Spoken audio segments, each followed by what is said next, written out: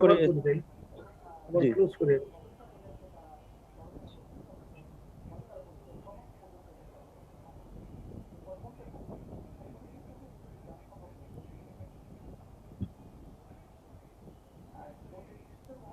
জি জি তাই না? আচ্ছা, এসছে এসছে। তাইলে আমার মনে হয় আমার তো টাইম হয়ে যাচ্ছে আজকে। টাইম আজকে টাইম সালফারে হয়ে আর গেছে। যাই না, সালফারে আর জি যাই জি না, আগামী জি দিন জি থেকে করবো সেটা। জি জি আমার মনে হয় ওটাতে আর যাওয়ার দরকার, টাইম জি জি যেহেতু জি হয়ে গেছে 24 বেজে গেছে। জি। হ্যাঁ আচ্ছা, আমি একটু লোকজন তো কম, এখন জাস্ট 18 জন পার্টিসিপেন্টস। তো স্যার আপনি কি ওই ইয়েটা একটু দেখবেন নাকি, ওই কোনটা? ও, ওই যে শেয়ার ইয়েতে যে তুলে একবার নেন। রাইট সাইডে রাইট কর্নারে 3টা ডট আছে দেখেন, মোর 3টা ডট নিচে যে ওই যেটা বিয়ে হয়ে আছে, হ্যাঁ হ্যাঁ, রাইট সাইডে 3টা ডট পাইছেন, মোর 3টা ডট ফিটস তো না সেটা তো। আচ্ছা, একেবারে ডান সাইডে একেবারে ডান সাইডে 3টা ডট শেয়ার শেয়ার করার পর, শেয়ার করার পরে শেয়ার আর কি। করার পরে। জি জি জি শেয়ার করার পরে যে কন্ট্রোলিং টুলটা, হ্যাঁ, কন্ট্রোল টু, হ্যাঁ, রাইট রাইট, পাইছি কন্ট্রোলিং পাইছি। টুলটা ওটার একেবারে রাইট সাইডে হ্যাঁ হ্যাঁ, দেখেন জি জি, পাইছি। 3টা dot. Disable adaptation for others, এটা রাইট তো। রাইট রাইট আচ্ছা আচ্ছা, ঠিক আছে। ওটা ওটা ওটা হ্যাঁ চাপেন, আমি দেখলে হ্যাঁ বুঝতে পারবো এখন। হ্যাঁ হ্যাঁ, চলে আমি চলে চেপেছি গেছে, চলে চেপেছি। গেছে, চলে গেছে এটা। হ্যাঁ, ফাইন ফাইন, আমিও ঠিক আছে। পাচ্ছি না। হ্যাঁ এটা দেওয়া যাবে। তো আজকে অ্যাকচুয়ালি আমরা সরিনাম, আমার স্লাইড হলো 24টা স্লাইড। 24টার আচ্ছা মধ্যে আমি বেশিরভাগই আজকে কভার করার চেষ্টা করব। কথা স্পষ্ট হচ্ছে তো না? কথা স্পষ্ট হচ্ছে? হ্যাঁ স্পষ্ট স্পষ্ট স্পষ্ট। আমি বেশিরভাগই কভার করার চেষ্টা করব। আর আর কিছু হয়তো নেক্সট ক্লাসে থেকে যাবে। আর রেপার্টরিটা জি সাথে সাথে যাবে। মনে করেন যখন জেনারেল সিমটম বলবো, জেনারেলের রেপার্টরি হয়ে যাবে, মেন্টালটা জি বলবো, মেন্টালের রেপার্টরি হয়ে যাবে, এইভাবে যাবো আমি। আচ্ছা তো নেক্সট ডেতে ওই যে রেপার্টরি কুইজটা দেবো। জি আজকে বরং শুধু দেখাবো, তারা যদি মনে রাখতে পারে ভালো। আর নেক্সট ডেতে কুইজটা দেবো। আচ্ছা আচ্ছা, আরেকটা বলেন আপনি, এখন যদি আমি সব দেখাই, তাহলে তোমাকে স্ক্রিনশট করে এটা তার হাতে এসে যাবে, তাই না? তো তার জি কুইজ হবে জি না। জি জি জি তাইলে কি এটা এটা কি করা যেতে পারে? ওই ওই ওই টেকনিকটা। বিষয়টা তো। জি জি। হ্যাঁ ওটা হচ্ছে স্যার, ওই বলা হচ্ছে লাস্ট ক্লাসে আপনাকে একটু সময় হ্যাঁ হ্যাঁ, হাতে রেখে আমরা ইনস্ট্যান্ট করে ফেলবো, ওখানে টাইম দিয়ে দিব, জি। সাথে সাথে ওই চ্যাট বক্সে রিপ্লাইটা দিয়ে দিবে, না, আমরা সে সেখান বুঝলাম, থেকে। কিন্তু কিন্তু মনে করুন আমি তো তাকে এখন যখন আমি পড়াবো, একই জি সাথে আমি রেপার্টরি দেখাতে থাকবো। জি তো সেই ক্ষেত্রে আহ, এটা আউট হয়ে গেল না, মানে কুইজটা। ওটা ওটা তো আগে জানবে না তো, ওটা তো শেষে, ক্লাস শেষে, ক্লাস শেষ হয়ে গেল তারপরে যেই দিবেন। না, কুইজটা তো দেবো শেষে, কিন্তু ওই কুইজটা তো তাকে আমি যা দেখাবো তার মধ্যে থেকে। হ্যাঁ ওটা ওটা ওটা ওটা হবে হয়তো বা ক্যাশ ক্যাশ করতে পারলেই। আচ্ছা, যাক, আমার মনে হয় আমরা এত সিরিয়াস হওয়ার দরকার নেই, এটা জাস্ট জি জি এটা যে মানে এডুকেশনাল টেকনিক অনলি, কাজে right, আমাদের করুক, তারা সিরিয়াস হওয়ার দরকার নেই আমাদের। জি জি আমার মনে হয় আমরা টাইমলি শুরু করে দেব। জি যে 28 বাজে তাহলে আমরা মনে হয় স্যার আমি স্টার্ট করি না। জি জি, আপনি আপনি স্টার্ট করে দিন। আমি জি স্টার্ট করি তারপরে জি জি, জি জি যাক। আমরা এক্স্যাক্টলি টাইমলি শুরু করব। জি জি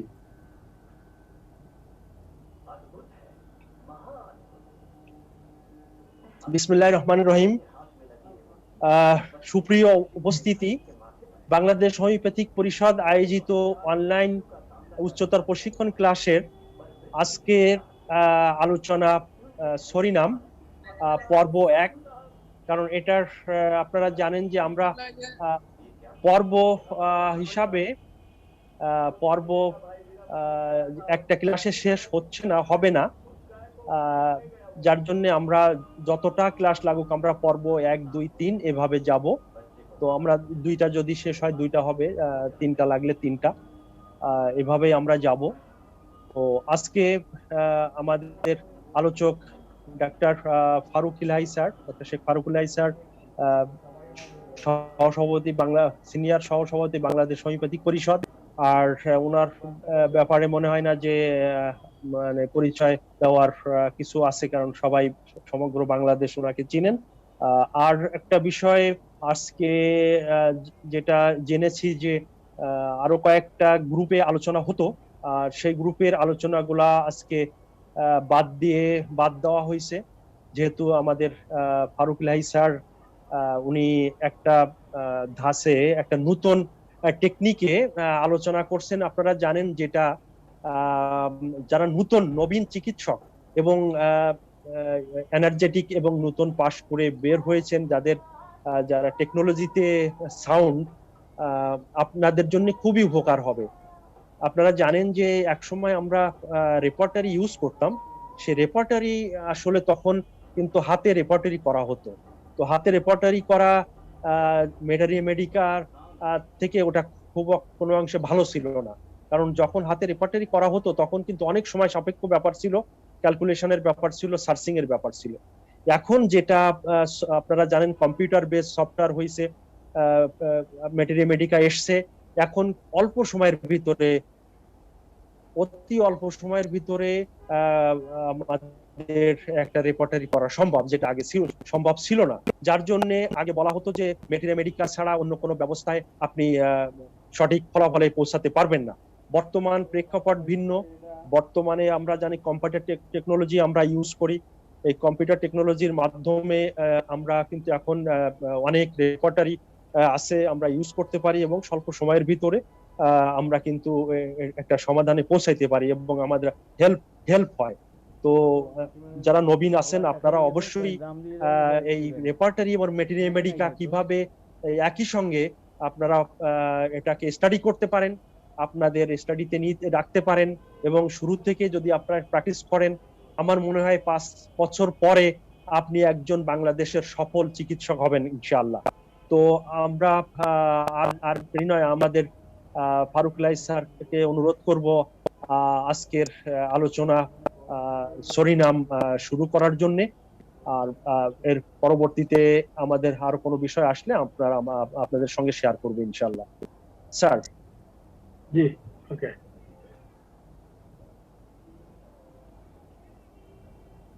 আসসালামু আলাইকুম।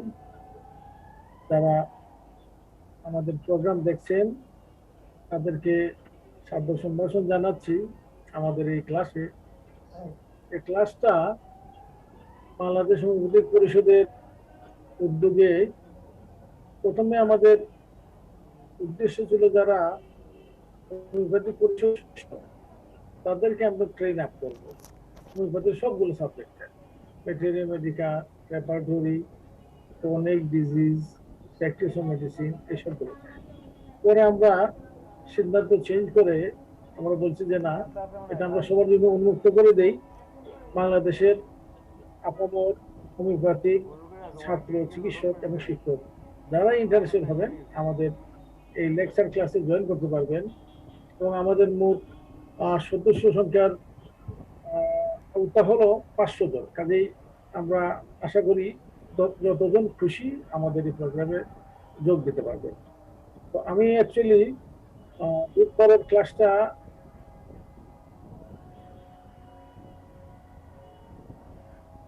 আমি প্রথমে মেডিকা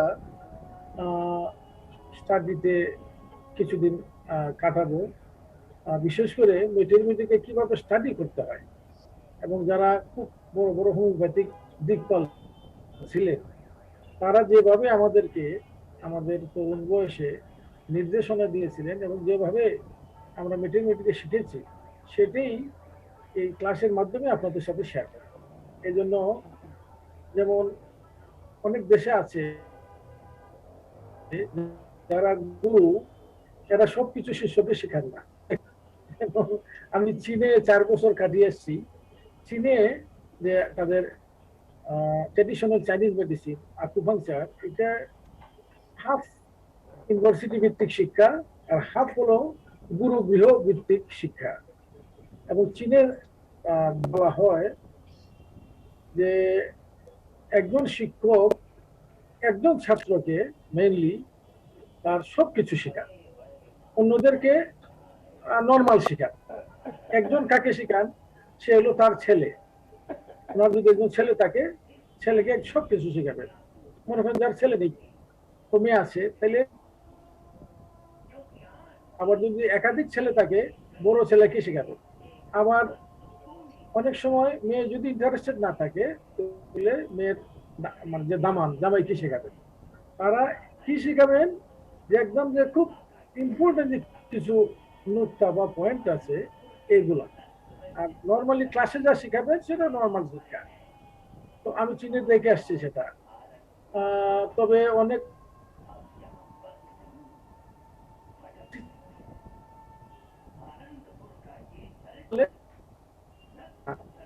মানে তাদের যে রুটিনের বাইরে গিয়েও তারা শেখায়। আমাদের এখানে ওই ধরনের সিস্টেম নেই। আমরা আমাদের ভিতরে যা আছে, যা শিখেছি, এটা পুরোটাই আপনাদের সাথে আমরা শেয়ার করবো। কারণ আমরা যাদের কাছে শিখেছি, আমাদের যেসব ওস্তাদ, গুরু বা শিক্ষক, তারও আমাদেরকে মন খুলে শিখিয়েছে। এখন যেটা অসুবিধা লাগে, যেটা আমি আমার একটু কি বলবো, মানে এতটা আমি সন্তুষ্ট না। আমার ধারণা ছিল এই যে আমরা ক্লাসটা নিচ্ছি, এই যে ম্যাথমেটিক্স কিভাবে শিখবো, খালি শুধু সালফার পড়াচ্ছি তা না, সলিনাম পড়াচ্ছি তা না, ম্যাথমেটিক্স শেখার কায়দাটা শেখানো হচ্ছে এখানে। তারপর আমরা রেফারেন্স ধরবো, প্র্যাকটিস মেডিসিন ধরবো, তারপর ক্রনিক ডিজিজ ধরবো। আমার ধারণা ছিল আমরা একটা বিশাল মানে একটা উপস্থিতি থাকবে আমাদের। কারণ বাংলাদেশে আমি যদি হিসাব করি, অন্তত 30,000 হোমিওপ্যাথিক রেজিস্টার্ড চিকিৎসক আছেন, আরো অন্তত 30-40 হাজার আছেন আনরেজিস্টার্ড। 63টা কলেজে না হলেও 30-40 হাজার স্টুডেন্ট আছে। তাহলে যদি 1 লক্ষ শিক্ষার্থী থাকে আমাদের, আমরা সবাই শিক্ষার্থী, বয়স হলো হোমিওপ্যাথির যারা চিকিৎসক তারাও শিক্ষার্থী হয়ে যায়। এর মধ্যে অন্তত 200 আমাদের পার্টিসিপেন্ট হবে না, এটা আমার আমার কখনো আমি মনে করিনি। কিন্তু আমি নাখুশ, আমি বলবো, আমি দেখি যে আমাদের 200 ক্রস করে না। তো এই ধরনের এটা কিন্তু আমরা যারা শেখাতে চাচ্ছি, আমাদের জন্য খুব একটা এনকারেজিং না।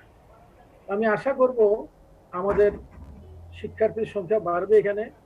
যারা হয়তো অনেকে জানেন না, তাদের কাছে অনেকের টেকনোলজি নেই এই যে জুম ক্লাসে যোগ দেওয়ার মতো, তো তারাও হয়তো এই টেকনোলজি জোগাড় করে নেবেন এবং আমাদের ক্লাসে যোগ দেবেন, এবং তারা অবশ্যই বেনিফিটেড হবে। আমরা চাই যে আমাদের জাতীয়ভাবে, দেশীয়ভাবে আমাদের যে হোমিওপ্যাথির শিক্ষার মান, এটাকে আমরা মান উন্নয়ন করব।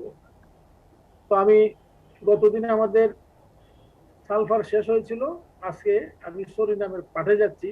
আমার ইচ্ছা আছে একটু বলে দিই আপনাদেরকে, নসুডের ওষুধগুলো আমরা আগে করব। সরিনামের পরে হয়তো আমি ধরবো টিউবারকুলিনাম, তারপর মেডোরিনাম, তারপর কার্সিনোসিন, সিফিলিনাম, বায়োলনোসুড করে তারপর আমরা অন্য যেসব ওষুধ আছে অ্যানিমেল কিংডম বা ভেজিটেবল কিংডমের, ওগুলোতে আমরা যাব। আজকে আমরা দেখি সরিনামে আমরা কি শিখতে পারি।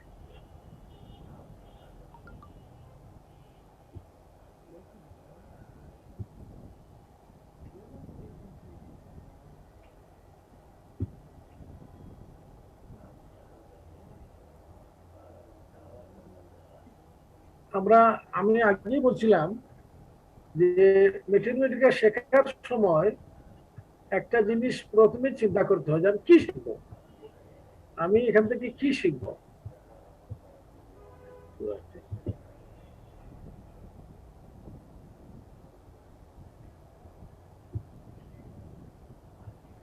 আমরা বলছিলাম যে অনেকগুলো জিনিসের শেখার আছে, এর মধ্যে মেন যেটা আমরা শিখবো যে একটা ওষুধের সোর্স শিখবো আমরা। এটা খুব ইম্পর্টেন্ট, যে কি সোর্স থেকে এই ওষুধটা আহরিত হয়েছে।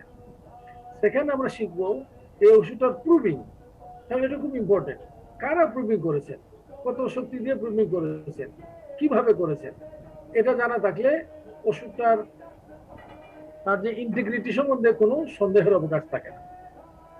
এরপর আমরা শিখি যে কতগুলো মেডিসিনের, সবগুলো না, কতগুলো মেডিসিনের একটা কনস্টিটিউশনাল ফিচার থাকে। এই কনস্টিটিউশনাল ফিচারটাকে আয়ত্ত করা, যে রোগীটা দেখতে কেমন, তার নেচার কেমন। যে যে ওষুধের নেই, যেমন মনে করে স্টেফিসেগ্রিয়া, তার তেমন কোনো কনস্টিটিউশনাল ফিচার নেই, হলো না। কিন্তু যার কনস্টিটিউশনাল ফিচার আছে, যেমন ক্যালকিরেখার, সালফার, এইসব ওষুধের আমরা কনস্টিটিউশনাল ফিচারটাও শিখবো। তারপরে শিখবো তার জেনারেল সিমটম। জেনারেল সিমটমটা শেখা কঠিন, কারণ আপনি জেনারেল সিমটমের যে জেনারেল ফিচার্স গুলা আপনি একটা বইয়ে সুন্দরভাবে গোছানো থাকে না। এই জন্য অনেকগুলা বই পড়তে হয়, গভীরভাবে পড়তে হয়, করে নিজে এই যে জেনারেল ফিচার্স গুলাকে চিহ্নিত করে আলাদা করতে হয়। জেনারেল ফিচার্স পড়ার পরে আমরা পড়বো মেন্টাল সিমটম, যেটা সবচেয়ে ইম্পর্টেন্ট একটা ওষুধের। মেন্টাল সিমটম গুলো আমরা, যেমন মেটেরিয়ালটিকে এমন একটা সাবজেক্ট যে একটা দুইটা বই পড়লে হয় না। যে যত বেশি বই, যত বেশি রাইটারের বই পড়বেন, আপনার মেটেরিয়াল জ্ঞান ততই সমৃদ্ধ হবে। তো আপনি যখন অনেকগুলো মেটেরিয়াল বই পড়বেন, এর থেকে মানসিক লক্ষণগুলোরও বৈশিষ্ট্য আছে, এটাকে আপনি আলাদা করার চেষ্টা করবেন। মানে একদম এলোমেলো ভাবে না, আলাদা আলাদা ভাবে ভাগ করার চেষ্টা করবেন। এবং তারপর যখন মেন্টাল সিমটম হয়ে গেল, তখন আমরা অঙ্গভিত্তিক যে রেজিওনাল পার্টিকুলার সিমটম গুলো আছে, সেটা আমরা অ্যানাটমিক্যাল স্কিমা অনুযায়ী সেটা শিখবো।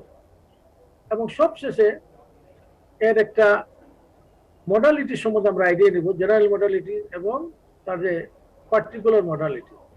তারপরে আমরা শিখবো তার রিলেশনশিপ, যে ওষুধটা রিলেশন কি অন্যান্য মেডিসিনের সঙ্গে। এবং সবশেষে এই ওষুধটা সম্বন্ধে অনেক বড় বড় যারা হোমিওপ্যাথিক পাল, তাদের কমেন্টারি থাকে, খুব ইম্পর্টেন্ট কমেন্টারি। এই কমেন্টারি গুলা আমরা নোট করার চেষ্টা করবো যদি থাকে। এভাবে সাধারণত আমরা একটা মেডিসিন শিখি। আবার এই মেডিসিনটা শিখতে গিয়ে এটা একটা নতুন স্টাইল, যেটা আমি শিখেছি 1988 সালে।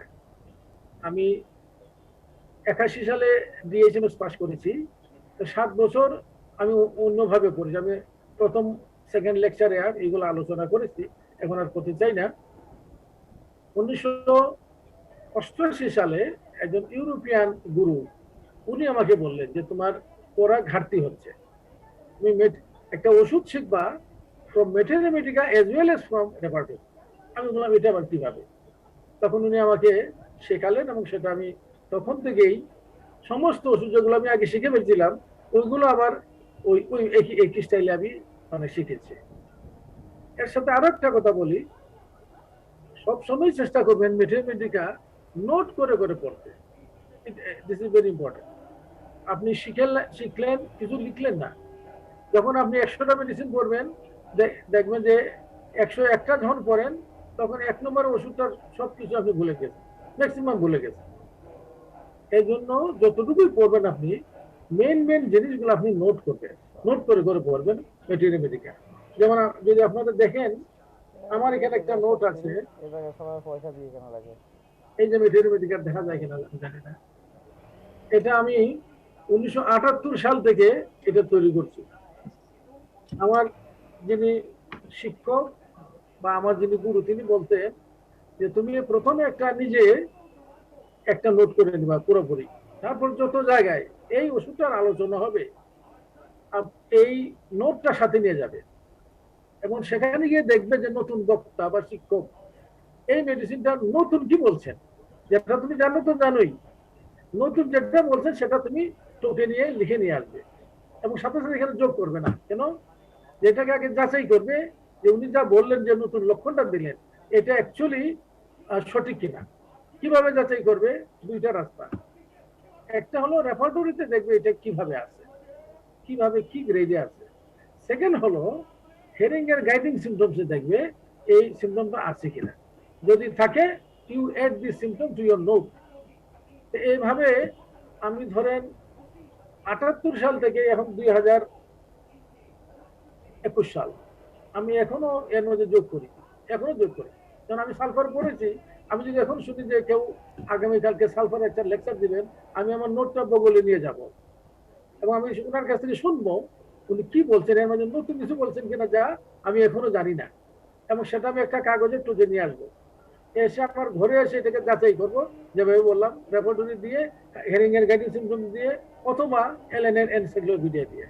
যদি দেখা গেল এটা সঠিক লক্ষণ, তাহলে আমি এটা ইনক্লুড করবো। এভাবে যদি আপনি শিখেন, তাহলে আপনার কাছে ম্যাথমেটিকার একটা ভান্ডার মানে জমে যাবে, এবং আপনি আপনার জ্ঞান দিনকে দিন সমৃদ্ধ হতে থাকবে। তো আমি এই কথা বলে আমরা আমাদের সরিনামের শুরু করছি। সরিনাম প্রথমেই দেখেন তার সোর্সটা কি, প্রত্যেকে সরিনামের মূল বস্তুটা নিয়ে পটেন্টেজ করা হলো। আমরা জানি সরিনাম হলো হানিম্যানের ফার্স্ট নজর। এর আগে কোনো নজরের আইডিয়া ছিল না। সরিনাম দিয়েই হানিম্যান প্রথম নজর প্রবর্তন করেন, এবং তিনি 1833 সালে তিনি তখন কোথায় আছেন, প্যারিসে যাননি, তো প্যারিসে 1835 সালে কোথায় আছেন, তখন সরিনামে প্রুভিং করেন, করে তার ঘনিষ্ঠ শিষ্য স্টাফের আর্কাইভ পত্রিকায় ছাপেন ফার্স্ট। তো এটা তার সোর্সটা কি নিয়েছিলেন, সোর্সটা নিয়েছেন যে স্কেবিসের এই যে পাঁচরার যে ফুসকুড়ি আছে, এই ফুসকুড়ির পুরো রসটা উনি কালেক্ট করছেন। এখন অনেকে বলে এই রসের মধ্যে তো স্কেবিসের জীবাণু, যে সার্কোপ্টিস হোমিনি বলে একটা জীবাণু থাকে, তাহলে কি এটা ছিল না এটা ছিল না? এটার উত্তর হলো এর পুরাটাই ছিল। স্কেবিসের ভেসিকুলের মধ্যে জীবাণু থাকে, অন্যান্য রস থাকে, অন্যান্য ব্লাডের লিউকোসাইটস এই ধরনের সেল থাকে, সবটিই ছিল। এই জন্য যদি কেউ আলাদাভাবে শুধু জীবাণুটাকে পটেন্টাইজ করে, আইসোলেশন পটেন্টাইজ করে, তাহলে কিন্তু সরিনাম হবে না। এই জন্য সরিনাম মূল বস্তুটা হলো তার ইচ ভেসিকুলের পুরো জিনিসটা। এই যে আমরা বলছি কেন Hahnemann use the seropurulent matter content in the scabies vesicles. তো এটাকে প্রথমে ট্রাইজুরেশন করা হয়েছে, তারপর এটাকে তরলে রূপান্তরিত করা হয়েছে। আমরা প্রুভিং এ দেখি এর অরিজিনাল প্রুভার, ফার্স্ট প্রুভার হানিম্যান নিজে, তারপর তার সাথে যোগ দেন গ্রস এবং হেরিং এবং আরো অনেকে স্টাফেরাও ছিলেন। এবং এর ফার্স্ট যে রিপোর্টটা, প্রুভিং রিপোর্ট, আমি আগেই বলছি হানিম্যান স্টাফের আর্কাইভ জার্মানিতে হোমিওপ্যাথিক জার্নাল ছিল, এই জার্নালে 1833 সালে প্রকাশ করেন। এবং এরপরে এর আরো অনেকে এর প্রুভিং করেন। এই প্রুভিং করার পরেও অনেকের মতে যে সরিনাম এক্সটেন্সিভ প্রুভিং হয় নাই, যেটা সালফার বা অন্যান্য মেডিসিন হয়েছে। একইভাবে আমরা নেক্সট ক্লাসে টিউবারকুলিনামে বলবো, টিউবারকুলিনাম, বমিনাম, বেসিলিনাম, এগুলা পলিক্রেস মেডিসিন এখন, কিন্তু ওইগুলোরও কিন্তু ফুল প্রুভিং হয় নাই, ফ্র্যাগমেন্টারি প্রুভিং হয়েছে, আংশিক প্রুভিং হয়েছে। তো হানিম্যান যখন এই ফার্স্ট রিপোর্টটা দিলেন, এখানে উনি সন্দেহ প্রকাশ করছেন যে আচ্ছা, এই যে সরিনাম নামে আমি দিলাম, এটা না অনেকে আইসোপ্যাথির সঙ্গে গুলিয়ে ফেলে। কারণ আইসোপ্যাথি এবং হোমিওপ্যাথি ডিফারেন্স তো হলো, আইসোপ্যাথি হলো যে জীবাণু যে রোগ সৃষ্টি করে, ওই জীবাণু প্রসূত ওষুধ দিয়ে ওই রোগের চিকিৎসা করা। কিন্তু হোমিওপ্যাথি তো তা না, যে ওই জীবাণু যেমন এখানে স্কেবিসের জীবাণু প্লাস তার যে অন্যান্য রস, সবটাকে ট্রাইজেশন করে প্রুভিং করা হয়। এবং প্রুভিং শুধু ওই রোগ না, অন্যান্য রোগাবস্থারও লক্ষণ থাকবে। এবং রোগী ক্ষেত্রে শুধু ওই রোগ না, যে কোনো রোগাবস্থা যদি এই লক্ষণ পাওয়া যায়, তাহলে সেটা চিকিৎসা করা হবে। এটা হলো হোমিওপ্যাথি।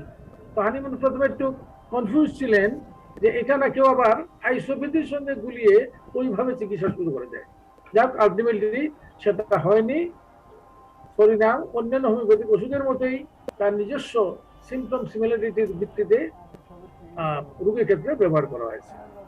যেমন দেখেন, ক্লার্ক বলছেন, doctor JH Clarke, psorinum has been proved entirely in potencies. এবং আরো একটা ইম্পর্টেন্ট কথা, আমরা ইভেন দেখি হানিম্যানও যে প্রুভিং করেছেন অনেক সময় 3x শক্তি দিয়ে করেছেন, কিন্তু সরিনামের প্রুভিং হয়েছে একদম পটেন্সি দ্বারা, 30-200 পটেন্সি দ্বারা।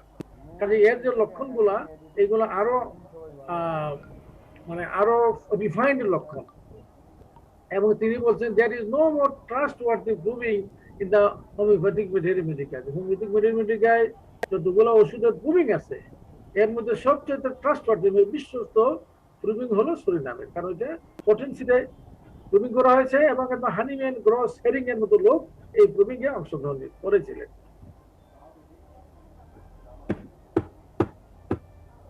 এই যাচ্ছেন না তো? আচ্ছা ঠিক, হ্যাঁ এই যে দেখছেন মানে ট্রানজিশন হচ্ছে না, হ্যাং হয়ে যাচ্ছে। হ্যাঁ আপনি কয়েকটা মানে টেপ করলে চলে যায়, অসুবিধা নেই। আমরা এখন আসি, আমি আগে বলছি যে একটা মেডিসিনের প্রথমে আমরা তার কনস্টিটিউশনাল কোনো যদি ফিচার্স থাকে সেটা আমরা শেখার চেষ্টা করব। তো আমরা সালফারের কনস্টিটিউশনাল ফিচার কতদিন আমরা আলোচনা করেছি, ডিটেইলস আলোচনা করেছি। সুরিনাম সালফারের মতো এতটা না, কিছু ন্যাচারাল মিল আছে, অন্যদের মিল নেই। এবং সালফার আমরা প্রথমেই দেখি তার সে একটা স্টুপ শোল্ডার, লম্বা ঢেঙ্গা, ঘাটটা সামনের দিকে ঝোঁকানো এমন থাকে। সুরিনাম এমন না। সুরিনাম তার বডি ফিচারে বেশি যায় না এই কারণে, কারণ এই যে এটাকে বলে ফিজিক্যাল মেকআপ বা বডি টাইপ। বডি টাইপ না থাকলেও আপনি একটা মেডিসিন অন্য সিমটম সিমিলারিটি থাকলে ব্যবহার করতে পারেন। তবে যদি বডি টাইপটা মিলে তাইলে আশা করা যায় যে ওষুধটা বেশি কার্যকর হবে, তার এফিনিটি ওই রোগীতে বেশি থাকবে। তো এই জন্য এখানে আমরা এই যেমন বলছি ইনভার্টেড পিরামিডাল শেপ হেড, তার হেডটা থাকে উপর দিকে বড় আর তার মুখের দিকে শুরু হয়ে আসছে। এবং এর চেয়ে বড় বৈশিষ্ট্যটা হলো এদের প্রায় দেখা যায় সব রোগীর তার মাথার মধ্যে একটা ক্যাপ লাগিয়ে রাখে সে গরমের দিনও। এটা না লাগালে তো হবে না তা না, কিন্তু তাদের নেশারা থাকে, কারণ সে অত্যন্ত শীতকাতর এবং বিশেষ করে মাথাটা সে খোলা রাখতে পারে না। এই জন্য ইভেন গরমের দিনও তার মাথার মাঝে তার একটা স্কাল্প ক্যাপ বা একটা টুপি বা পাগড়ি যাই বলেন সে বেঁধে রাখে। এবং এরা দেখতে অনেকটা ময়লা থাকে, মানে নোংরা লুক থাকে তাদের, এবং তাদের চুলগুলা উস্কো খুস্কো থাকে অনেকটা সালফারের মতো। কিন্তু সালফারের যে ডিফারেন্স হলো এর চুলগুলা ব্লুড থাকে। ব্লুড মানে জটা লাগানো। তার একটা মাথার থেকে তার সেবাসিয়াস গ্ল্যান্ডের সিক্রেশন বেশি বেশি হয় শরীরে, এই জন্য তার মাথার চুলগুলা জট বেঁধে যায়। এবং তার স্কিনটাও থাকে খুব একটা আনহেলদি এবং রাফ থাকে, এবং দেখলে বোঝা যায় এটা ওয়াশ করা হয় না, এটা ধোয়া হয় না, পরিষ্কৃত না, এটা অপরিষ্কৃত স্কিন। এবং এখানে একটা দেখেন সুরিনামটি বলছে দ্য গ্রেট আনওয়াশেবল। একটা হলো গ্রেট আনওয়াশড, একটা হলো গ্রেট আনওয়াশেবল। দুটো ডিফারেন্সটা কি আমরা একটু করে বলছি। সুরিনামের আরো দেখি আমরা আর এই নোংরা চেহারার সাথে একটা হরিপিউ অফেন্সিভ গন্ধ থাকে তার শরীরের সমস্ত সিক্রেশনে এবং তার সমস্ত শরীরে গোসল করার পরেও, ভালো করে সাবান দিয়ে গোসল করার পরেও তার মধ্যে একটা গন্ধ থেকে যায়। এবং গন্ধটা এমনই, সে যখন বিভিন্ন ঘরে যায় তার সাথে সাথে গন্ধটা যায়। এবং এই রোগীদের আরেকটা বৈশিষ্ট্য থাকে সুরিনামের, এরা অনেকটা, আমরা যারা আয়োডিন বলছি আমরা জানি, তাদের রেভেনাস অ্যাপেটাইট, মানে খাওয়ার পরও খেতে চায়।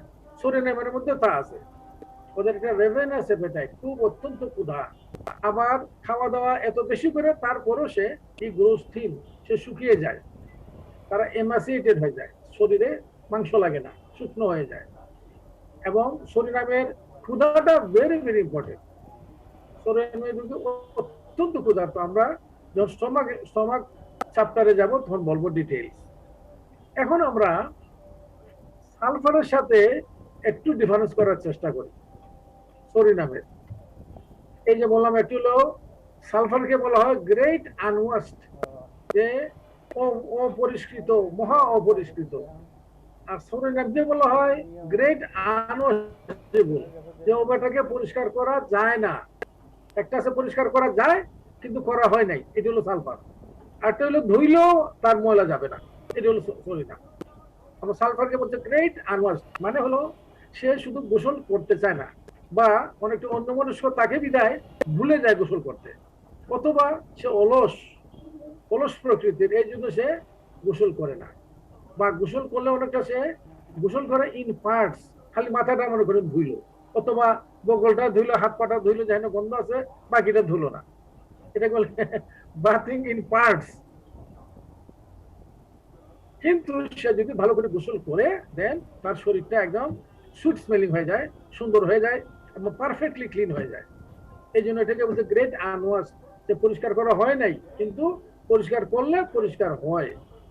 আর সরিনাম কে বলছে, সরিনাম রিমেন্স আনওয়াশেবল, গ্রেট আনওয়াশেবল। আনওয়াশেবল মানে তাকে পরিষ্কার করলেও পরিষ্কৃত হয় না। এরকম অনেক বাচ্চা আছে দেখা যায় পরিষ্কার করলেও তাকে নোংরাই লাগে। এই যে তো গোসল করলেন, সাবান দিলেন বা মাথায় হয়তো সাবু লাগালেন, এরপরে তাকে ময়লাই মনে হয়। এই জন্য এটাকে বলে গ্রেট আনওয়াশেবল। দুইটা কথা সুন্দর, আপনারা এটা মনে রাখতে পারেন। এখন আমরা চলে আসি সালফারের জেনারেল সিমটমে। আমি আগে বলছি এই যে জেনারেল সিমটমটা যারা খুব গভীর মনোযোগের সাথে মেটেরিমেটিকা পড়েন, খুব আগ্রহের সাথে, একেবারে আবেগের সাথে, এরাই শুধু এগুলো আলাদা করতে পারে। এটা কারসরি রিডিং দিলে কিন্তু হবে না, আপনি পড়ে যাবেন কিন্তু জিনিসগুলোকে আলাদা করতে পারবেন না। আমি এখানে একটু খেয়াল করবেন, আমি আলাদা আলাদা করছি, এটা আমি নিজে, আরো অনেকে করেন, এইভাবেই করতে হয়। আমাদের যারা গুরু তারা আমাদেরকে বলছিলেন যে তুমি জেনারেলটা এমন ভাবে শিখবে, জেনারেল এবং মেন্টাল, যে এই দুইটা চ্যাপ্টার দিয়ে একটা ওষুধ সিলেকশন করা যায় ইন 75% কেসেস। আপনি সালফার সিলেকশন করবেন, তার জেনারেল এবং মেন্টালের মধ্যেই সালফার এসে যাবে। আর পার্টিকুলার যে সিমটম শুধু এই বিবেচনা করতে গেলে দেখবেন আপনি সালফার দিতে পারছেন, অন্য মেডিসিন চলে আসবে। এই জন্য স্যার কি একটু ইন্টারাপ্ট করতে পারি? হ্যাঁ বলেন বলেন। একটা সম্মানিত উপস্থিতি, একটা মেসেজ আপনাদের কাছ থেকে এসছে যে ভিডিওগুলো অফ করতে। আপনারা যদি সাইড বাই সাইড স্পিকার ভিউটা সিলেক্ট করে রাখেন, তাহলে শুধুমাত্র প্রেজেন্টেশন এবং স্পিকারকেই দেখতে পাবেন, আর কাউকে আপনারা দেখতে পাবেন না। দয়া করে আপনারা সবাই সাইড বাই সাইড স্পিকার ভিউটা সিলেক্ট করে নিন, তাহলে আপনাকে এই বিড়ম্বনায় পড়তে হবে না। আর আমি ভিডিও যেটা অফ আছে আমি সেটাকে অন আছে সেটা আমি অন করে অফ করে দিচ্ছি। Thank you sir. স্যার আপনি কন্টিনিউ করুন।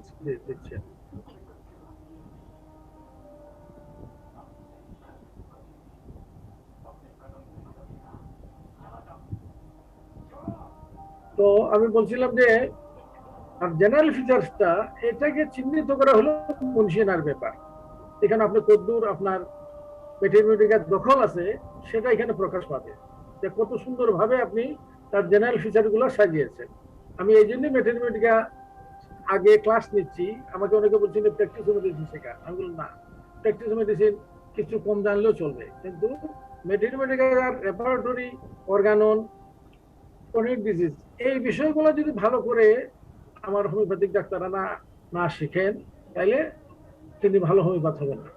এবং এর মধ্যে মেটেরিমেটিকাটা একটা বিশেষ মানে শিক্ষার গুরুত্ব রাখে। এখানে আপনি আলাদা করে নেবেন, আমি যতটা ক্লাস করবো এর মধ্যে দেখলেই আপনি এই জিনিসটা আপনার একটা আইডিয়া হয়ে যাবে কিভাবে আমি আলাদা করবো। মনে করেন জেনারেল ফিচার্স, আপনি প্রথমেই যে জিনিসটার দিকে নজর দিবেন, আচ্ছা এই মেডিসিনটা কি শীত কাতর না গরম কাতর, নাকি উভয় কাতর, নাকি কোনো কাতর না, চারটার একটা হবে তো, এটা কিন্তু ক্লিয়ার কাট চিহ্নিত করতে হবে। মনে করেন কোনো ওষুধ আছে সেসরিনামি, অত্যন্ত ছিলি মেডিসিন, নাক্স অত্যন্ত ছিলি মেডিসিন, ক্যালিকার অত্যন্ত ছিলি মেডিসিন, অ্যাসিড নাইট্রিক অত্যন্ত ছিলি মেডিসিন। কেন ছিলি মেডিসিন? তার মানে তার গুরুত্বটা কি, যে আপনি যখন একটা মেডিসিন, এই মেডিসিনটা যখন একটা রোগীতে আপনি প্রয়োগ করতে যাবেন, মনে করেন রোগীটা অত্যন্ত গরম কাতর, তাকে আপনি দিতে যাচ্ছেন ম্যাক্স, তাকে দিতে যাচ্ছেন আপনি হিবারজাল, এটা অন্তত 10 বার চিন্তা করতে হবে। কেন চিন্তা করতে হবে? এখন একটা কেন্দ্রের একটা কথা আছে, কেন বলতেন যে one strong general can nullify 100 particular. যে একটা রোগীর সবকিছু দেখলেন আর্সেনিকের সাথে মিলে, কিন্তু রোগীটা অত্যন্ত গরম কাতর, তিনি বলে যে আর এটাকে আর্সেনিক দেওয়া যাবে না, কারণ এটা হলো গ্রেট জেনারেল। আর্সেনিক রোগী অত্যন্ত গরম কাতর যদি, তাহলে আর্সেনিক দেওয়া যাবে না, যদিও অন্যান্য পার্টিকুলার লক্ষণ তার সাথে মিলে। এই জন্য আমরা যখন একটা মেডিসিন শিখবো, এর প্রথমেই আমরা চিহ্নিত করার চেষ্টা করব। ভালো করে মনে রাখবেন যে এই ওষুধটা বেশি শীত কাতর না গরম কাতর না উভয় কাতর না কোনো কাতরই না, কোনো কাতরই না, অ্যাসিড ফ্লু উভয় কাতর। আবার ধরেন আয়োডিয়াম অত্যন্ত গরম কাতর, সরিনাম অত্যন্ত শীত কাতর। কাজে যদি কোনো কাতরই না থাকে সেখানে আপনি ফ্রি, তাকে গরম কাতর রুগীতেও দেন, শীত কাতর রুগীকেও দেন। কিন্তু যেটা বেশি শীত কাতর এক্সট্রিম চিলি, এখানে দিতে চিন্তা করতে হবে। এই জন্য আমরা প্রথমেই চিহ্নিত করি। আপনি যখন মেডিকেল বই পাবেন করবেন, দেখবেন যে এখানে জোর দেওয়া হয়েছে। আমরা এখানে প্রথমে দেখি, এটাকে ইংলিশে বলি আমরা সেন্সিটিভিটি টু হিট কোল্ড, বাংলাতে বলি কাতরতা। কাতরতার মধ্যে পরিণামটি কি বলা হয় যে it is one of the chilliest remedies of materia medica. যে ম্যাটেরিয়া মেডিকার একদম শীত কাতর যত ওষুধ আছে, বেশি মাত্রায় শীত কাতর, এর মাঝে হলো এটা ওয়ান অফ দ্য মানে greatest, one of the chilliest remedy. কাজেই এটা অত্যন্ত শীত কাতর, এটা একটা অত্যন্ত গরম কাতর রোগীতে আপনি শরীর নাম দেওয়া যাবে না, সোজা কথা। ওই ক্যান্টার ওই কথা আসবে এখানে। কাজে এটা চিহ্নিত করতে হবে। এখানে আমরা বলছি এটা এক্সট্রাঅর্ডিনারি কোল্ড সেনসিটিভ, একটা অসাধারণ ভাবে মানে শীতকাতর। চিলিয়েস্ট অফ দ্য মর্টেল, যে যত মানুষ শীতকাতর আছে এদের মধ্যে সবচেয়ে বেশি শীতকাতর সে। এবং এই জন্য সে সবসময় তার খোলা বাতাস, ঠান্ডা বাতাস, এবং যদি কেউ এয়ার কন্ডিশন থাকে, তার চেঞ্জ অফ ওয়েদার থাকে, উইন্টার শীতকালে সে অত্যন্ত ভোগে, সে অত্যন্ত কষ্ট পায়। সে খোলা বাতাস পছন্দ করে না, সে এয়ার কন্ডিশন পছন্দ করে না, একটা বায়ু প্রবাহ, ঠান্ডা বায়ু প্রবাহ সে পছন্দ করে না। সে তাড়াতাড়ি করে তার গা ঢেকে ফেলতে হবে, মাথা ঢেকে ফেলতে হবে। এবং তার আরো একটা দেখি আমরা জলবায়ুর মধ্যে এই কথাটা আসে, বিফোর এন্ড ডিউরিং থান্ডারস্টর্ম। আমরা আরো মেডিসিন আছে, ক্যালকিরা ফস আছে, ফসফরাস আছে, যে যদি কোনো বজ্র ঝড় হয়, এই ঝড়ের আগে এবং চলাকালে সে এফেক্টেড হয়, এবং স্টর্মি ওয়েদার সে সহ্য করতে পারে না। এবং বলছি আমরা হি হেটস ড্রাফট, বায়ু প্রবাহ সে সহ্য করে না। সে সবসময় গরম কাপড়, এমনকি গরমের দিনে সে গরম কাপড় পরে, এবং একেবারে মানে চরম গরমের সময় দেখা গেল সে মাথা ঢেকে রাখে। এবং শীতকালে তো বটে, শীতকালে তার কয়েকটা সোয়েটার লাগে, এবং এমনকি আন্ডারগার্মেন্ট তার কয়েকটা লাগে। যেমন আমি চীনে ছিলাম, চীনে অত্যন্ত মাইনাস টেম্পারেচার, সাংহাইতে। আমি আন্ডারগার্মেন্ট এতগুলো পরে আমি অভ্যস্ত ছিলাম না, আমি পড়তাম, আমি একটাই পড়তাম, এবং আমি কষ্ট পেতাম। কিন্তু দেখতাম যে অনেকে অন্তত তিনটা পড়তেন, পায়জামা, তারপর আরেকটা পায়জামা, তারপর প্যান্ট, গায়ের মধ্যে এটা সেটা, তারপর ওভারকোট, মাথায় এই সেই। এটা তো ধরেন এটা হলো পরিণামের পিকচার। আমরা মোটামুটি এই কথা জোর দিলাম এই কারণে, কারণ সেন্সিটিভিটি টু হিট কোল্ড, কাতরতা একটা বড় লক্ষণ একটা মেডিসিনের, এবং বিশেষ করে এখানে আমরা পরিণামেরও দেখলাম। নেক্সট আমরা আসি, ওই যে বললাম যে ওষুধের কি কি জেনারেল ফিচার্স দেখবে।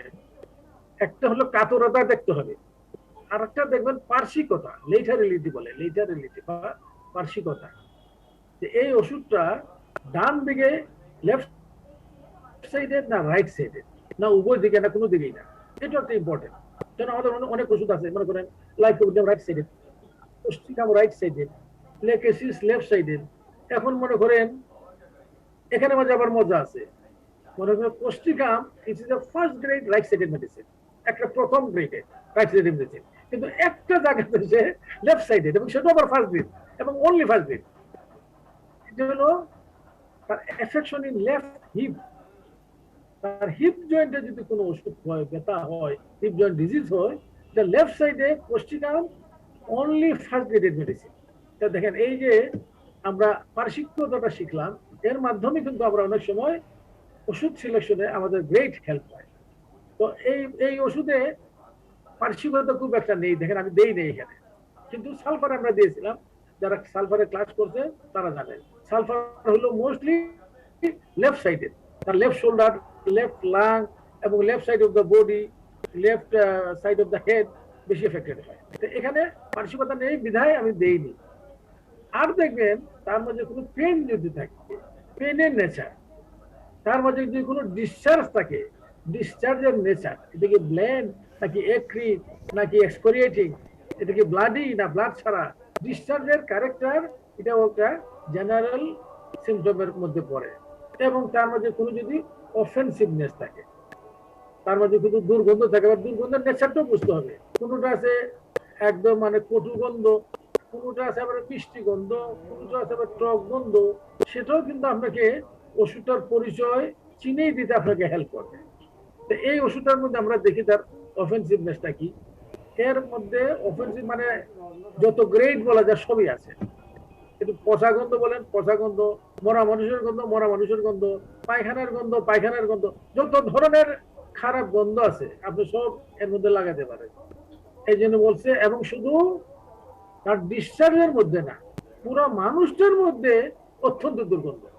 এই যে আমরা বলছি ফাউলনেস অফ অল ডিসচার্জ, যত ডিসচার্জ আছে, তার নাকের সর্দি বলেন, ঘাম বলেন, প্রস্রাব বলেন, তার লিউকোরিয়া বলেন, সব কিছুতে দুর্গন্ধই দুর্গন্ধ। এবং দুর্গন্ধটার ক্যারেক্টার এখানে দেওয়া আছে। কি ক্যারেক্টার? একদম ক্যারিয়ন লাইক অর্ডার, মানে লাশের মতো, পচা লাশের গন্ধ।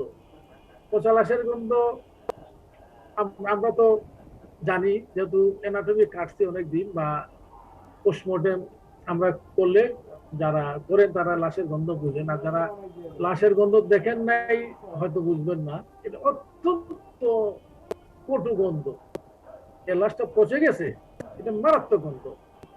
শরীরের মাঝে এইরকম গন্ধ থাকে, এবং এই গন্ধ থাকার ফলেই সে যখন আশপাশের ঘরে ঢোকে তার সাথে গন্ধটা যায় এবং অন্যরা তার থেকে দূরে সরে থাকতে চায়। তো আমরা বলছি এই যে গন্ধটা, আবার মজার ব্যাপার হলো ইট পারসিস্ট ডেসপাইট কেয়ারফুল ওয়াশিং। সে ভালো করে গোসল করার পরেও তার শরীর থেকে গন্ধ যায় না। তার গন্ধটা কোথায় কোথায় আছে, এই যে আমরা বলছি ফিটিড ব্রেথ, তার মুখে শ্বাস সেটাও দুর্গন্ধ, ফিটিড ওয়েট তার গরমে দুর্গন্ধ, তার লিউকোরিয়া শ্বেতপ্রদরের দুর্গন্ধ, তার মাসিকে দুর্গন্ধ। এমনকি সে যখন ইলেকট্রেশন, সে যখন ঢেকুর দেয় তাতেও সে পচা ডিমের গন্ধ। তার পায়খানা এবং তার যে ফ্ল্যাটাস এর মধ্যেও পচা ডিমের দুর্গন্ধ থাকে। এবং বলছে যে তার স্টুলটা, তার পায়খানা এতই দুর্গন্ধ, ইট পারমিটস দ্য হোল হাউস, তার পুরা ঘর জুড়ে এই গন্ধ থাকে। নেক্সট আমরা আসি, এই দেখেন এইভাবে আমি সাজিয়েছি। আপনি এইভাবে যে কোনো একটা মেডিসিন করবেন এইভাবে বানানোর চেষ্টা করবেন। এটা কিন্তু আপনাকে, আমি বয়স্কদের যারা আছেন তাদেরকে বলছি না, তারা তো যাদের নেই, যারা নবীন হোমিওপ্যাথ এবং ছাত্র তাদেরকে বলছি, এই যে আমি যেভাবে শিখেছি জাস্ট ফলোই। জেনারেলটা এইভাবে যে শিখতে পারবে, যেভাবে ভাগ ভাগ করে আনতে পারবে, সে বোঝা গেল যে মেডিসিনটার ভিতরে ঢুকে গেছে, সে মেডিসিনটা চিনে গেছে সে। নেক্সট আমরা আনছি কি তার অ্যাভারশন টু বাথিং, তার গোসল অনিচ্ছা। গোসল তার এমনই অনিচ্ছা যে গরমের দিনও সে গোসল করে। এবং আমরা যেমন অনেক রোগীকে আমরা জিজ্ঞেস করি আপনি গোসল কেমন করেন, অনেকে কিন্তু গোসল করে না, মুখে বলে যে হ না করি করি এইভাবে।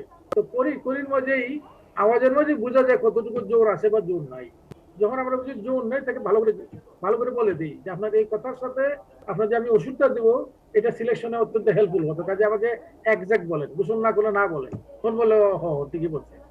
আমি গরমের জন্য মাঝে মাঝে বাদ যায়, আর শীতের দিনে তো সপ্তাহে একদিন করি। তাহলে এখানে ধরতে পারেন আপনি সে এবার সুন্দর বাড়তে। আবার এটা যৌক্তিক যে গরমের জন্য আমি ডেইলি করি, শীতের দিন এক আধ দিন পরে পরে করি। এখানে এটাকে এবার সুন্দর বাতিং বলা যাবে না।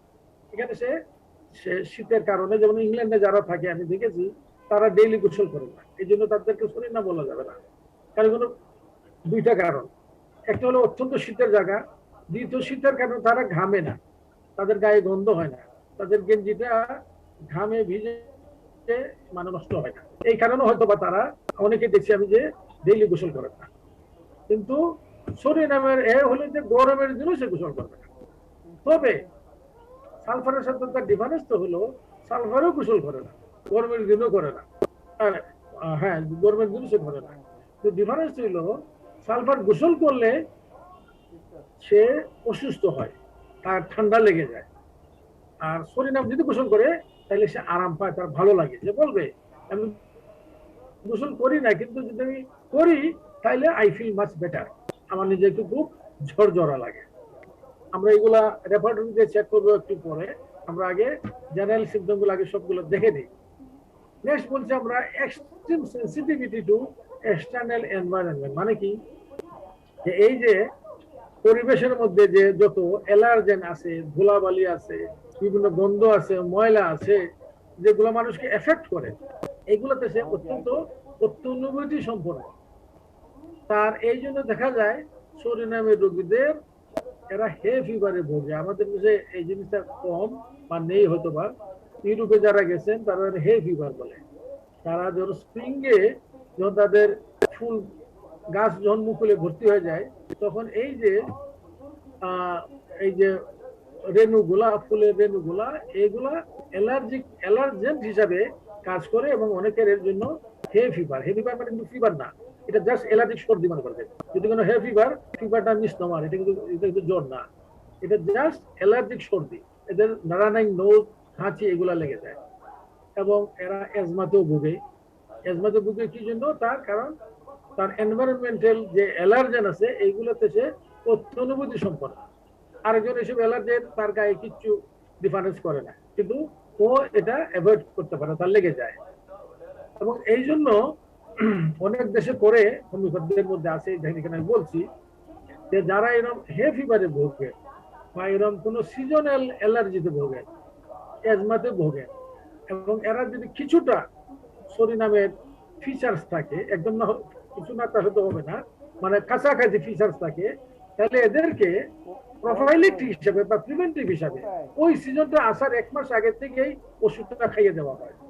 দেন ইট acts as a prophylactic against that particular disease condition in that season.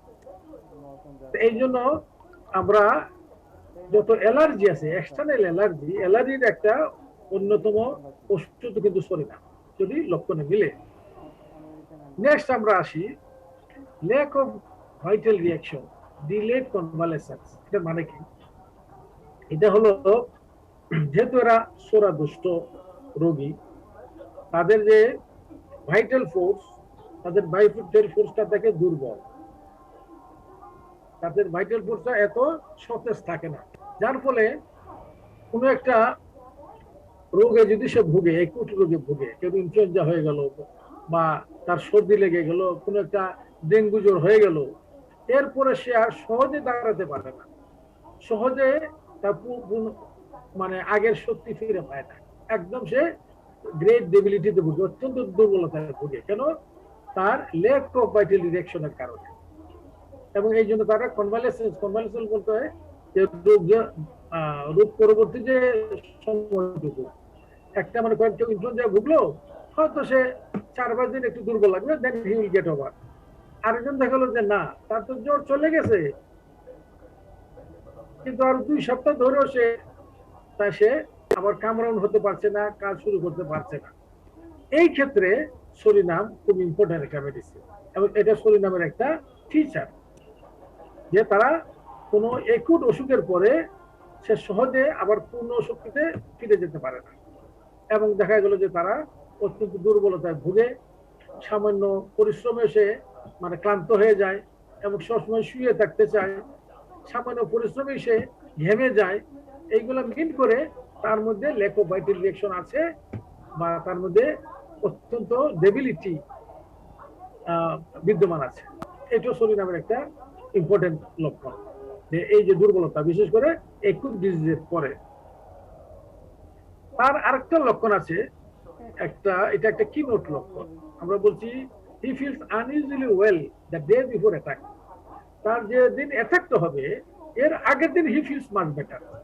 সে নিজেও বুঝতে পারে না কেন, এবং সে বুঝতে পারে যখন সে খুব ভালো বোধ করতেছে যে রে কালকে তো আমাকে ওইটাই ধরবে, মনে করেন কেউ আছে মাইগ্রেন, তার পেরিয়ডিক মাইগ্রেন হয়, তার হাত কপালে শিরো ব্যথা। তো দেখা গেলো যেদিন সে এক সপ্তাহ পরে পরে হয় বা 2 সপ্তাহ পরে পরে হয়, যেদিন হবে এর আগের দিন সে ভালো থাকে। এটা একটা 153 নম্বর সূত্রের মতো একটা অসাধারণ লক্ষণ। তার একটা exceptional feeling of wellbeing with euphoria the day before a morbid manifestation. তার একটা খুশি খুশি লাগে, শরীরটাও তার ভালো লাগে এই অ্যাটাকের আগে। এটা স্টোরি নামের একটা ইম্পর্টেন্ট লক্ষণ। আমরা যখন রেপার্টরি করবো তখন দেখাবো। নেক্সট, আরেকটা হলো যে দেখা গেল যে একটা রোগীকে আমি খুব চেষ্টা করে আমি একটা ওষুধ সিলেক্ট করছি তার যথাসম্ভব তার লক্ষণের সাথে মিলিয়ে, এটা দেওয়ার পরও তার কোনো অ্যাকশন হয় না বা রোগটা বা তার লক্ষণগুলা ভালোর দিকে যায় না, একটু সামান্য আরাম হলো এরপর আর আগাচ্ছে না। এমন যদি হয় যে প্রায়, এটা তো একদম সিমিলিমাম বলা যাবে না, প্রায় সিমিলিমাম চেষ্টা করে যতটুকু সম্ভব দেওয়ার পরেও তার ওষুধে কোনো এফেক্ট করে না, ওষুধটা ভালোর দিকে যায় না, এমন যদি হয় তাহলে চিন্তা করা হয় যে তার শরীরে সোরার দোষের কারণে তার এই যে ভাইটাল ফোর্স রিয়েক্ট করতেছে না, বা তার লক্ষণগুলো এলোমেলো আছে, তার লক্ষণগুলো পরিষ্কার না, এটাকে ব্লাড অস্পষ্ট করে রাখছে। সেই ক্ষেত্রে বিশেষ করে ক্রনিক কেসে সরিনাম দেওয়ার চিন্তা করা হয়।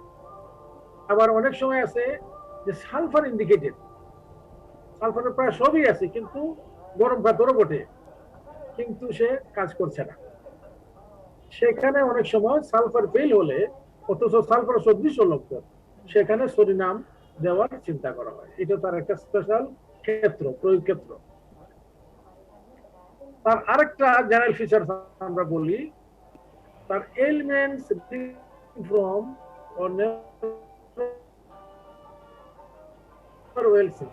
কিছু কিছু ভালো হয়ে ওঠেনি। আমরা যেমন কার্বোবেজের মাঝে দেখি যে অনেক একুট রোগে সে ভুগছিল, টাইফয়েডে ভুগছিল, এরপর থেকে যে তার শরীরটা ডিক্লাইন হলো আর এটা উঠতে পারেনি, এটা শরীর নামের একটা লক্ষণ। যেমন দেখেন তার চাইল্ডহুড ডিজিজ, যেমন মিজিলস, তার হাম হয়েছিল, হুপিং কাফ হয়েছিল, বা ইনফ্লুয়েঞ্জা হয়েছিল, নিউমোনিয়া হয়েছিল, এরপর থেকে যে তার শরীরটা পড়ে গেল, তার কাশি ধরলো আর কাশি যাচ্ছে না, তার পায়খানা খারাপ হয়ে গেল টাইফয়েড হওয়ার পরে, এই পায়খানা ঠিক হচ্ছে না।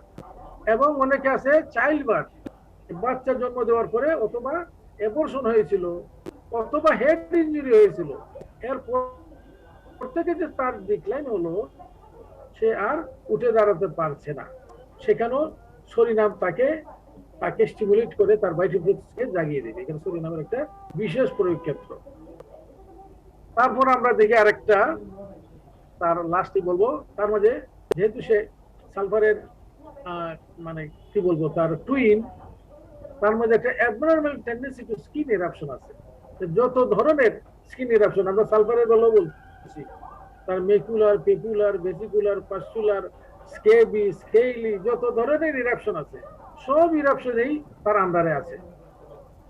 এবং এগুলোর মধ্যে অনেকগুলোরই অফেন্সিভ উজিং হয়, রস বের হয়, এটাও দুর্গন্ধযুক্ত রস বের হয়।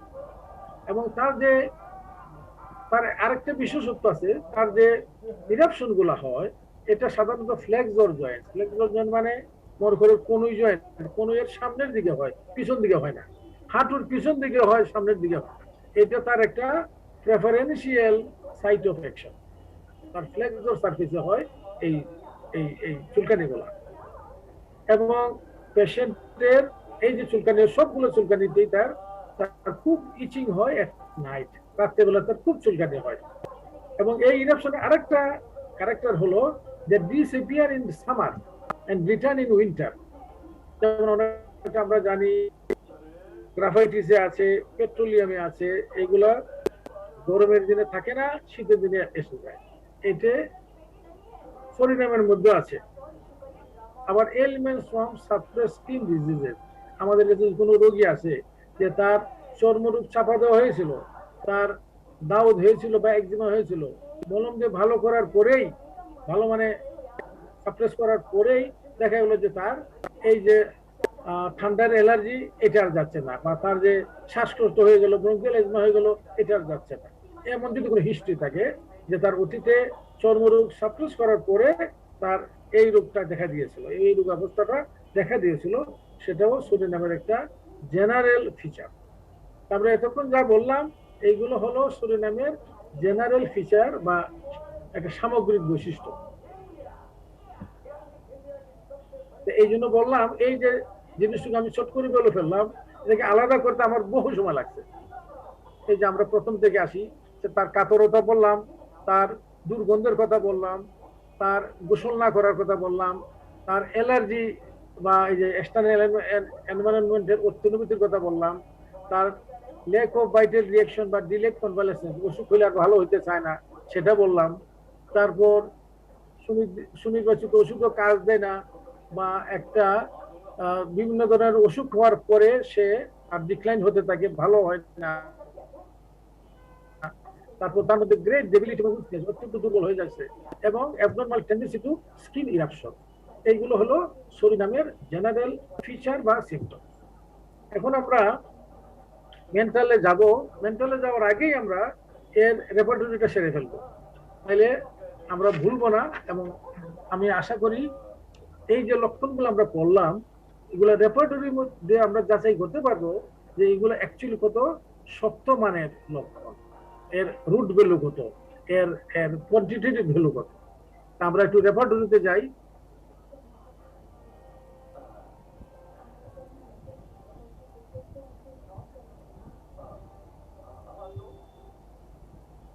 আচ্ছা, আমরা প্রথমেই যাই। আমরা বলছি সরিনাম শীতকাতর। আমরা দেখি অবস্থাটা, তার শীতকাতরতায় সরিনামের গ্রেড কত। এখানে একটা কথা বলে রাখি, আমি আশা করি যারা যারা রেগুলার আমাদের চিকিৎসক জানেন তারা অবশ্যই জানেন, হয়তো স্টুডেন্টরা অনেকে জানেন না, বা নবীন চিকিৎসকরা হয়তো নাও জানতে পারেন। এই জন্য আমি একটু আইডিয়া দিয়ে রাখি। আমরা বলি যে grade, first grade, second grade, third grade, what does it mean? এটা যদি না জানেন তাহলে কিন্তু এই যে রেপার্টরি বুঝবেন না। রেপার্টরির মধ্যে যেগুলো মোটা মোটা ক্যাপিটাল করে লেখা, এগুলোকে আমরা বলি ফার্স্ট গ্রেড মেডিসিন। যেটা বাঁকা অক্ষরে লেখা এটা কিন্তু সেকেন্ড গ্রেড মেডিসিন। যেটা নর্মাল অক্ষরে লেখা এটা হলো third grade medicine. What does it mean? এটা না বুঝলে কিন্তু আপনি এর মজাটা পাচ্ছেন না। আমি ধরে নিচ্ছি এখানে আমাদের এখন আলহামদুলিল্লাহ 207 জন পার্টিসিপেন্ট আছে, আমি খুশি আজকে। তো আমি ধরে নিচ্ছি এর মধ্যে অর্ধেক হবেন হয়তো স্টুডেন্ট এবং আমাদের নবীন ডাক্তার। আমি তাদের জন্য আমি একটু এখানে ইন্টারাপ্ট করে এটা জানিয়ে দিচ্ছি আমি, যে আপনি ফার্স্ট গ্রেড মেডিসিন কাকে বলি আমরা। ফার্স্ট গ্রেড মেডিসিন মনে করেন গরম ঘরে বৃদ্ধি, বা বদ্ধ করে বৃদ্ধি, বদ্ধ করে সহ্য করতে পারে না, এটা হলো সে পালসিটিলার ফার্স্ট গ্রেড লক্ষণ।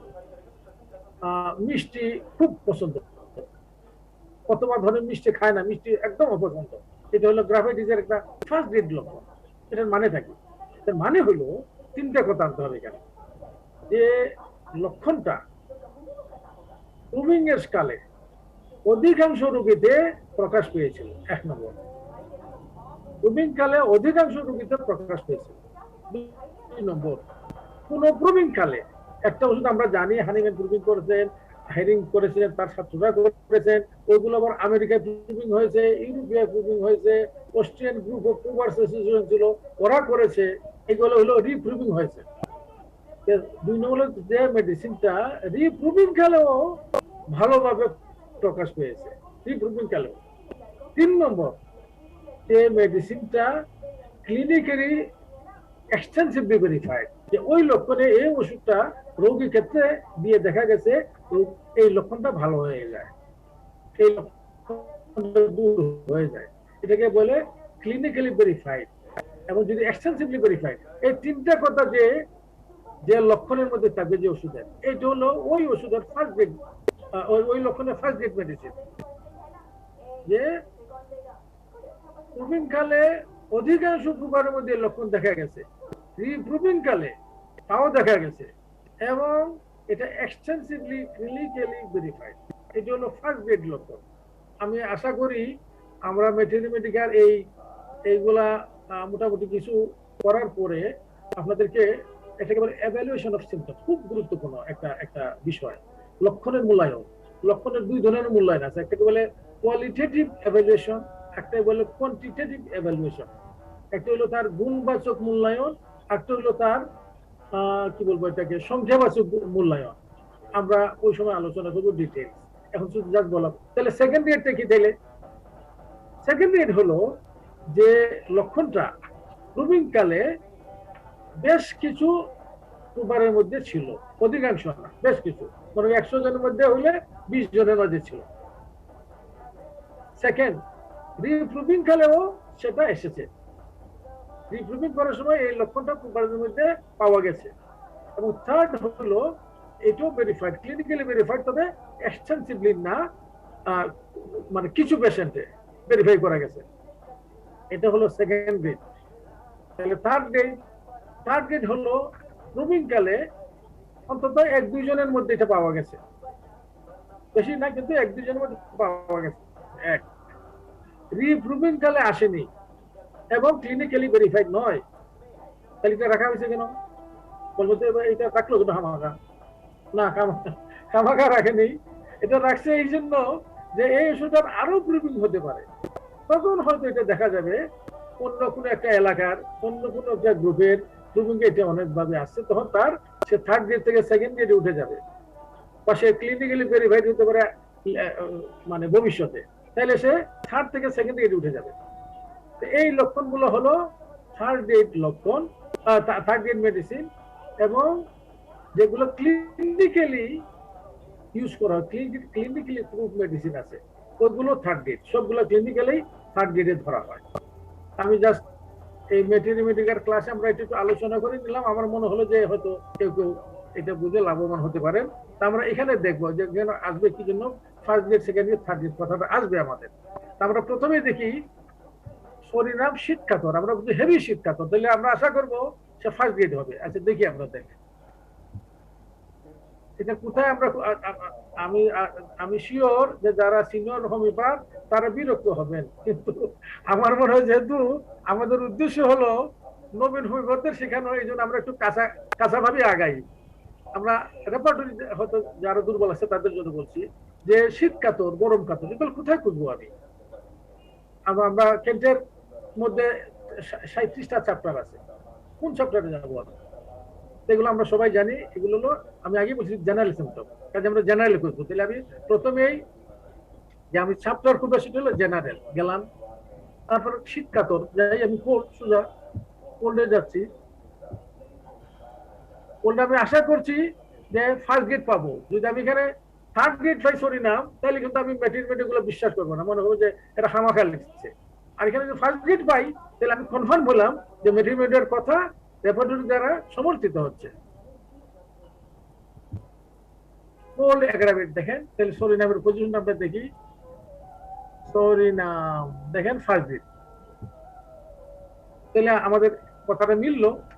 এখন আমরা দেখি ঠান্ডা বাতাসেও তার পছন্দ না, সরিনাম ঠান্ডা বাতাস সে কষ্ট পায়, সে বৃদ্ধি হয়। তাহলে আমরা ওটা দেখি, ঠান্ডা বাতাসে কষ্ট পায় সে, কোল্ড এয়ার অ্যাগ্রাভেট, এখানে সরিনাম দেখেন ফার্স্ট গ্রেড, এটা আমরা পেয়ে গেলাম। এখন আমরা দেখি, আচ্ছা বেশি দূর যাই না, আচ্ছা আমরা আশা করবো যদি যে ওষুধটা এত শীতকাতর, সে তো গরমে আরাম হওয়ার কথা, এটাকে বলে কাউন্টার চেকিং, ক্রস চেকিং। আমরা কিন্তু ক্রস চেক করি যে গরমে আরাম হয় না গরমে আবার বৃদ্ধি হয় দেখি। তাহলে আমরা একটু ওয়ার্ম এমএল এর দেখি কি অবস্থা।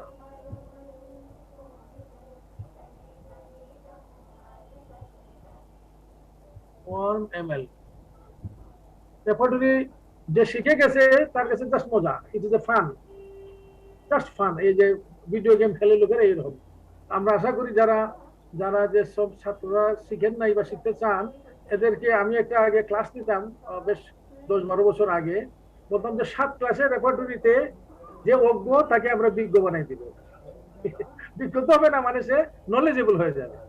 আমরা দেখি এমন এই ক্লাসের কখনো আমরা এটা আনতে পারি কিনা রেপার্টরি শেখানোর ব্যাপারটা। আমি আশা করি যারা বলে যে রেপার্টরি কঠিন, শিখতে পারি না, অবশ্যই শিখবে, অবশ্যই। না শিখে যাওয়ার কোনো প্রশ্ন উঠে না, যদি তার জাস্ট মিনিমাম একটু মানে নলেজ থাকে এবং সেন্স থাকে। আচ্ছা, আমরা দেখি গরমে আরাম, আমরা আশা করবো সরিনাম এর মধ্যে থাকবে। দেখুন সরিনাম পিএস, সরিনাম তার গেট আছে, এটা কিন্তু মিললো না কথাটা। দেখেন অনেক সময় আমরা ম্যাথমেটিকার কথা রেপার্টরিতে পছন্দ করি না। কেন পছন্দ করি না? এই জন্য দেখবেন রেপার্টরি গ্রেড চেঞ্জ করা হয়, ক্ষেত্র 3বার এডিশন, উনি 3বার এডিশন করছেন। প্রথম এডিশনে যেটা ফার্স্ট গ্রেড ছিল, অনেক সময় দেখা গেছে যেটা কিন্তু কমিয়েছেন, সেকেন্ড গ্রেড করেছেন। আর প্রথমটাতে সেকেন্ড গ্রেড ছিল, এটাকে ফার্স্ট গ্রেড করেছেন। এটা হলো আরো রিসার্চের পরে তারা বের করেছে। যেমন এখানে আমরা দেখছি সরিনাম গরমে আরাম থার্ড গ্রেড, এটা কিন্তু আমার পছন্দ হয়নি, এটা মিললো না কথাটা। সে গরমের দিনেও সে একদম মানে খাতা মুড়ি দেওয়া থাকে, বেশি বেশি কাপড় দেওয়া থাকে, তো এখানে থার্ড গ্রেড হবে কেন? দেখেন আমরা কিন্তু, আপনি ক্রিটিক্যালি সমালোচনা করতে পারবেন, আপনার অধিকার আছে এটা, এটা ভালো হয় নাই। এই সিনথেসিস কর্তৃপক্ষকে আপনি এই এই জিনিসটা লিখে পাঠাতে পারেন যে তোমার এখানের মধ্যে কি দেখছি, গরমে আরাম সরিনাম থার্ড গ্রেড হয় কেন, কমসে কম সেকেন্ড গ্রেড হবে। আচ্ছা যাই হোক, আমরা এই মুহূর্তে যাই না। এখন আমরা যাই, আমরা কাতরতা শেষ হয়ে গেল, এখন আমরা যাই তার দুর্গন্ধের ব্যাপারে। তার যে তার অত্যন্ত অফেন্সিভনেস ছিল, অফেন্সিভনেসে আমাদের রেপার্টরি কি আমাদের শেখা দেখি। আমরা বলছিলাম যে তার সারা শরীরটাই দুর্গন্ধযুক্ত, শরীরের মধ্যে তার দুর্গন্ধ। দেখি কি আমরা পাই। আমরা এটা কোথায় দেখবো? তাইলে সারা শরীর বলছি, তাইলে জেনারেলি দেখতে হবে, স্কিনে দেখলে হবে না, পার্সপাইরেশনে দেখলে হবে না, যে সারা শরীর। কাজে জেনারেলি থাকবো আমরা। জেনারেলি থেকে আমরা রুব্রিকটা কি আনবো? গন্ধ। গন্ধ মানে স্মেল অথবা ওয়ার্ডার। রেপার্টরির ভাষা সাধারণত ওয়ার্ডার, ওডিও আর ওয়ার্ডার, এখানে স্মেল খুঁজে পাবেন না, ওয়ার্ডার তো খুঁজতে হবে। আমরা ওয়ার্ডার দেই, ওয়ার্ডার, এই এসে গেছে odour, odour of the body. দেখেন odour of the body offensive, offensive odour. আমরা এটা আশা করছি আমরা ফার্স্ট গ্রেড পাবো। আমি এখনো খুলি নাই, দেখেন ফার্স্ট গ্রেড কেন পাবো? কারণ এই যে চিল্লাই এত মেট্রিক পড়লাম যে এত দুর্গন্ধ, ঘরের মাঝে গেলে সারা ঘর মানে গন্ধে মোহিত হয়ে যায়। তাহলে এটা যদি দেখি থার্ড গ্রেড, তাহলে আমি সমালোচনা করবো এই রেপার্টরি যিনি লিখছেন। দেখি আমরা কি অবস্থা। না, এই যে সমালোচনার সুযোগ নাই, ফার্স্ট গ্রেড একদম। তাহলে বোঝা গেল ম্যাথমেটিক্স আমি যা শিখেছি রেপার্টরিও তার দ্বারা সিদ্ধ হচ্ছে, সমর্থিত হচ্ছে। দু এক জায়গায় আপনি পাবেন না, ম্যাক্সিমামই পাবেন। তাইলে দেখেন আপনি এই যে এইভাবে আপনি পড়লেন, ম্যাথমেটিক্স এটা পড়ছেন, আপনি রেপার্টরি দিয়ে এটাকে সমৃদ্ধ করছে, সিদ্ধ করছে, সমর্থন করছে, আপনার জ্ঞানটা ফাঁকামুক্ত হয়ে যায়। আমি যদি মনে করি আমি যতগুলো ক্লাসে দিব এই জিনিসটা আমি কাউকে ধরিয়ে দিলাম যে ভাই আপনি ওষুধ শিখেন যেভাবে আমি শিখেছি, from Mathematica age well age repertory, তাহলে কিন্তু আপনি আপনার জ্ঞান সমৃদ্ধ হবে। আচ্ছা নেক্সট আমরা যাই, তার ডিসচার্জ। আমরা জানি যে তার শরীরের মধ্যে দুর্গন্ধ থাকে এবং সমস্ত ডিসচার্জ, যত ডিসচার্জ আছে সবগুলি অফেন্সিভ থাকে। তাহলে তার ডিসচার্জে আমরা যাই। তাহলে ডিসচার্জ আমি কোথায় খুঁজবো? আমি আগে বলছি এইসব কাঁচা কথা কিন্তু সিনিয়র ডাক্তারদের জন্য না, স্টুডেন্টদের জন্য বা জুনিয়র যারা, মানে আপনার মাথায় চিন্তাটা আসবে কিভাবে ব্যাপারটা। আমি এই যে বললো ডিসচার্জ অফেন্সিভ, এটা কোথায় দেখবো আমি? ডিসচার্জ কি তাহলে স্কিনে দেখবো না কোথায়? না, এটা তো আমরা জেনারেল সিমটম, জেনারেলের বৈশিষ্ট্য। এই জন্য তার শুধু একটা ডিসচার্জের বৈশিষ্ট্য না, সমস্ত ডিসচার্জের বৈশিষ্ট্য। কাজে আমরা জেনারেলি থাকবো, জেনারেলি আমরা ডিসচার্জটা বের করবো।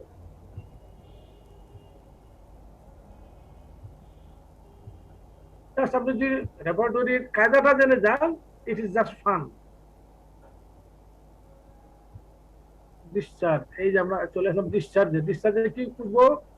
অফেন্সিভ, দুর্গন্ধযুক্ত, ফিটিড। এটাও আমরা ফার্স্ট গ্রেডে আশা করবো, না হলে কমসে কম সেকেন্ড গ্রেড তো থাকতে হবে। থার্ড গ্রেড দিলে পছন্দ করবো না। দেখি আমরা এই যে দেন general discharge offensive ফিটিড,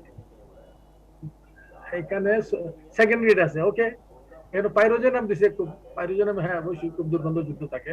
sulphur psorinum দুইটাই second grade. Okay, it's okay. আচ্ছা তাহলে আমরা আবার দেখি সে গোসল নিয়ে আমরা একটু দেখি। সে গোসল করতে চায় না, আবার গোসল করলে তার আরাম লাগে, আমরা মেটেরিয়াল নলেজ থেকে শিখেছি সেটা। এখন আমরা ল্যাবরেটরি দ্বারা এটা চেক করব।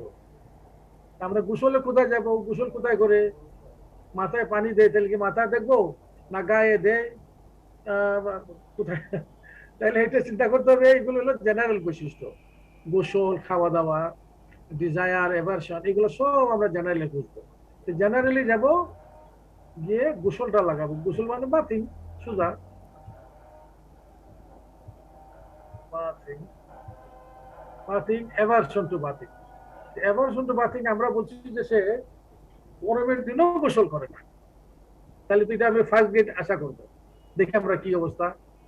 এভারশন টু বাথিং এ সরিনামের কি অবস্থা? সরিনাম ধর first grade, first class. Psorinum sulphur উভয়ই ফার্স্ট গ্রেড। তাহলে বোঝা গেল সরিনাম রিয়েলি গোসলে তার খুবই অনিচ্ছা। এখন আমরা বলছি যে গোসলে তার আরাম লাগে, অনিচ্ছা ঠিক আছে, কিন্তু সে যদি গোসল করে ফেলে দেন হি ফিলস বেটার। ওকে, তাহলে আমরা দেখি বাথিং এর মধ্যে থাকবো আমরা।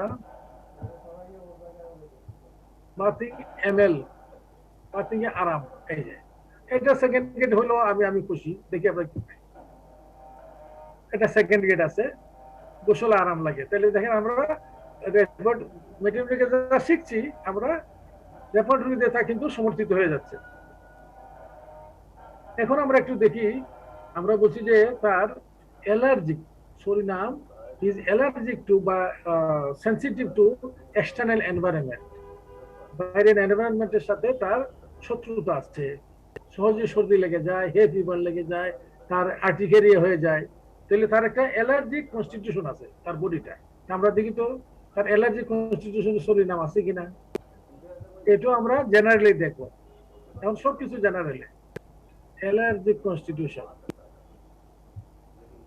অ্যালার্জিক কনস্টিটিউশন মানে যে কনস্টিটিউশনে বাইরের কোনো জিনিসের সংস্পর্শে আসলে তার মাঝে একটা অ্যালার্জি দেখা যায়। কত চামড়ার মাঝে হলে আর্টিকেরিয়া, নাকের মাঝে হইলো সর্দি, বুকের মাঝে হইলে হাঁপানি, এই ধরনের। তাহলে এখানে সরিনামের কি পজিশন থাকলেই হলো, সরিনাম আছে third grade, psorinum third grade আছে, তাক আছে, আছে তার আছে। এখন আমরা দেখি, আমরা বলছিলাম যে এরা হে ফিভার হয়ে যায়, অ্যালার্জির কারণে তার হে ফিভার হয়, বারে বারে এরা হে ফিভারে ভোগে। আমি এখন হে ফিভার কোথায় বের করবো? যদি এটা জেনারেল লক্ষণ, তাইলে চিন্তা করতে হবে হে ফিভার মানে কি। তাহলে এখানে একটা কথা আছে, রেপার্টরিকে বলা হয় যে রেপার্টরিতে রুব্রিক খোঁজার আগে you will have to convert the language of patient into the language of repertoire. এটাকে বলে প্যারাফ্রেজ করা, প্যারাফ্রেজিং করা। যে আপনি যখন রেপার্টরিতে খুঁজবেন, রোগী যা বলছে ওইভাবে তো পাবেন না, ওই ভাষায় পাবেন না, ওই ভাষাকে চেঞ্জ করে নিতে হবে। এই ভাষার ভাবার্থ ঠিক রেখে রেপার্টরিতে যে ল্যাঙ্গুয়েজ আছে সেভাবে যেতে হবে, নাহলে কিন্তু হবে না।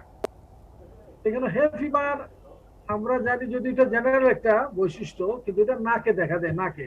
আমি আগে বলছি যে ফিভার না, আপনি ফিভার খুঁজলে কিন্তু পাবেন না, কেন ফিভার চ্যাপ্টার আছে, এখানে হে ফিভার খুঁজলে পাবেন না। এটা বুঝতে হবে জিনিসটা কি। হে ফিভার হলো নাকের সর্দি, নাকের অ্যালার্জি। তাহলে আমরা নাকে যাব, যাই আমরা নাকে গিয়ে আমরা দেখি হে ফিভার দিলে আশা করি পেয়ে যাব। এই দেখেন এসে গেছে কোথায়, হে ফিভার এসে গেছে দেখেন। এখন দেখি আমরা সরিনামের কি পজিশনের মধ্যে, ওরে বাপরে, সরিনাম ফার্স্ট গ্রেড দেখেন। তাহলে আমরা মেটেরিয়াল যা শিখলাম সেটা রেপার্টরি সমর্থন করবো, একদম ফার্স্ট গ্রেড মেডিসিন হে ফিভার। তারপরে আমরা দেখি তার মধ্যে আর্টিকেরিয়া হতে পারে অ্যালার্জির কারণে, কারণ চামড়ার মাঝে মেনিফেস্টেশন হলে সেটাকে বলে আর্টিকেরিয়া, তার যে চুলকানি চাকা চাকা উঠবে যেটা। আমরা আর্টিকেরিয়ার মধ্যে সরিনাম আছে কিনা দেখি। তাহলে আর্টিকেরিয়া কোথায় খুঁজবো? আমার চিন্তা করতে হবে যে আর্টিকেরিয়া মানে কি। আর্টিকেরিয়া হলো চামড়ার মধ্যে ফুলে ফুলে উঠে এবং চুলকানি হয়। তাহলে কোথায় খুঁজবো? স্কিনে খুঁজবো। তাহলে চট করে আপনি, এইটা হলো রেপার্টরি করার ক্ষেত্রে ফার্স্ট স্টেপ, কোন চ্যাপ্টারে আমি এই লক্ষণটা খুঁজবো এটা নির্ধারণ করা। আমরা স্কিনে গেলাম, স্কিনে গিয়ে আর্টিকেরিয়া, আর্টিকেরিয়া শুধু লেখলে আসবে না, লেখলেও দেখবেন আসবে না। তাহলে কিভাবে বুঝতে হবে? আর্টিকেরিয়ার ধরনটা বুঝতে, আর্টিকেরিয়া কি জিনিস। আর্টিকেল হলো ওয়ান টাইপ অফ ইরাপশন, উদ্বেগ। তাহলে আপনি যত ধরনের বোয়েল খুঁজতে চান, আপনি মনে করেন কি বলবো, কোন ধরনের স্কেবি ইরাপশন খুঁজতে চান, স্কেল খুঁজতে চান, যে কোনো ধরনের ইরাপশন, আপনি রিং ওয়ান খুঁজতে চান, হারপিস খুঁজতে চান, যে কোনো ধরনের উদ্বেগ হলে ইরাপশন হয়ে যেতে হবে। ইরাপশন হয়ে, এটা কম্পিউটারের লাইনের মতো, স্ক্রিন গিয়ে আমি আগে ইরাপশন বের করবো। ইরাপশন বের না করে জীবনে আমি আর্টিকেলে খুঁজে পাবো না। ইরাপশনে গেলাম, ইরাপশন, এটা হলো রুব্রিক। আর সাব রুব্রিক কি হবে, আর্টিকেলে দিব। এই দেখেন এসে গেছে আর্টিকেলে, নাইস। তো আমরা চাচ্ছি যে মেটেরিয়াল শেখার সাথে সাথে রেপার্টরিও একটা চর্চা হয়ে যায়। এই জন্য আমি সবাইকে বলি, এখানে আলহামদুলিল্লাহ ভালো, আজকে 217 জন আছেন। আপনারা ভাই সবাই ভাই সিনথেসিস করতে পারেন, অন্তত পয়েন্টের উপর ডিটা নিয়ে আসবেন। এর ম্যাক্সিমাম যা আমি বলছি সব আছে। এই যে আমি দেখাচ্ছি সাথে সাথে আপনি আপনার এখানে ওইটা চেষ্টা করবেন যে বের করতে, তাহলে কিন্তু আপনি এক্সপার্ট হয়ে যাবেন। আমাদের এই ক্লাস চলাকালীনই আপনি চট করে রুব্রিক বের করতে পারবেন। কারণ আমরা যদি এখানে 25টা মেডিসিন করি, 25টা মেডিসিন অন্তত অন্তত ধরেন 2500 রুব্রিক আপনার শেখা হয়ে যাবে, বা আরো বেশি, আরো বেশি। স্যার 10 মিনিট আছে আপনার। আচ্ছা, আমি আগে বলছি যে মেডিসিন একটা মেডিসিন কয়দিনে শেষ করবো এটা বড় কথা না, এটা স্টাইলটা তুলে ধরা। তা আমরা মাইন্ডটা শুরু করব আজকে, শুরু করে বাকিটা নেক্সট ডেতে যাব। আমি একটু তাড়াতাড়ি যাচ্ছি। আর্টিকারিয়ার মধ্যে সরিনাম আছে কোথায় দেখি আমরা, আর্টিকারিয়ার সরিনাম সেকেন্ড গ্রেডে আছে। তাইলে এই কথা সত্য যে সরিনাম একটা অ্যালার্জি জনিত লক্ষণের মেডিসিন, আমরা এটা প্রমাণ পেলাম। আচ্ছা, তারপর আমি একটু তাড়াতাড়ি যাচ্ছি।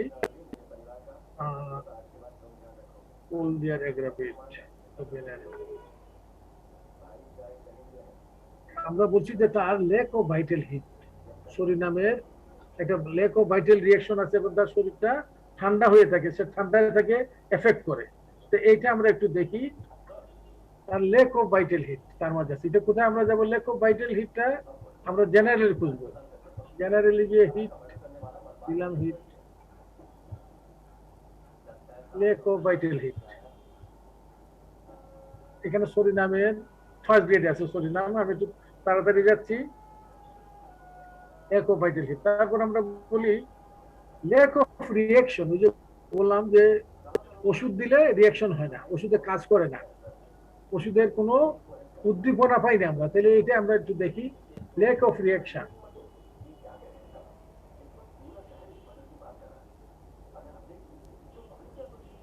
Lake of reaction, reaction, reaction, reaction, lake of reaction.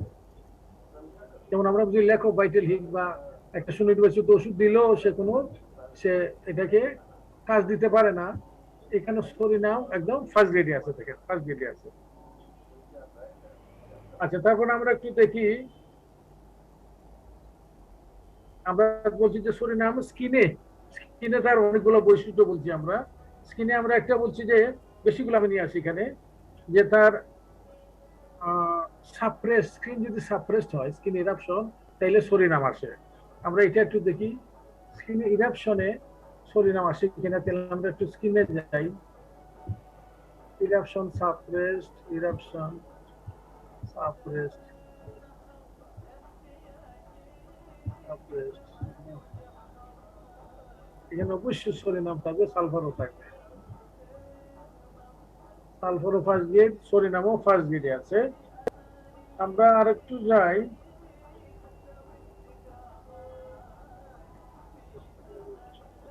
আমরা বলছি যে কনভালেসেন্স, যে কোনো একুট রোগের পরে রোগীর কনভালেসেন্স সহজে হয় না, রোগী সেরে ওঠে না।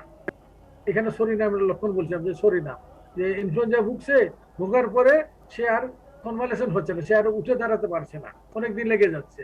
এই লক্ষণটা সরিনামে কিভাবে পাবো, এটা আমি কিভাবে বের করবো?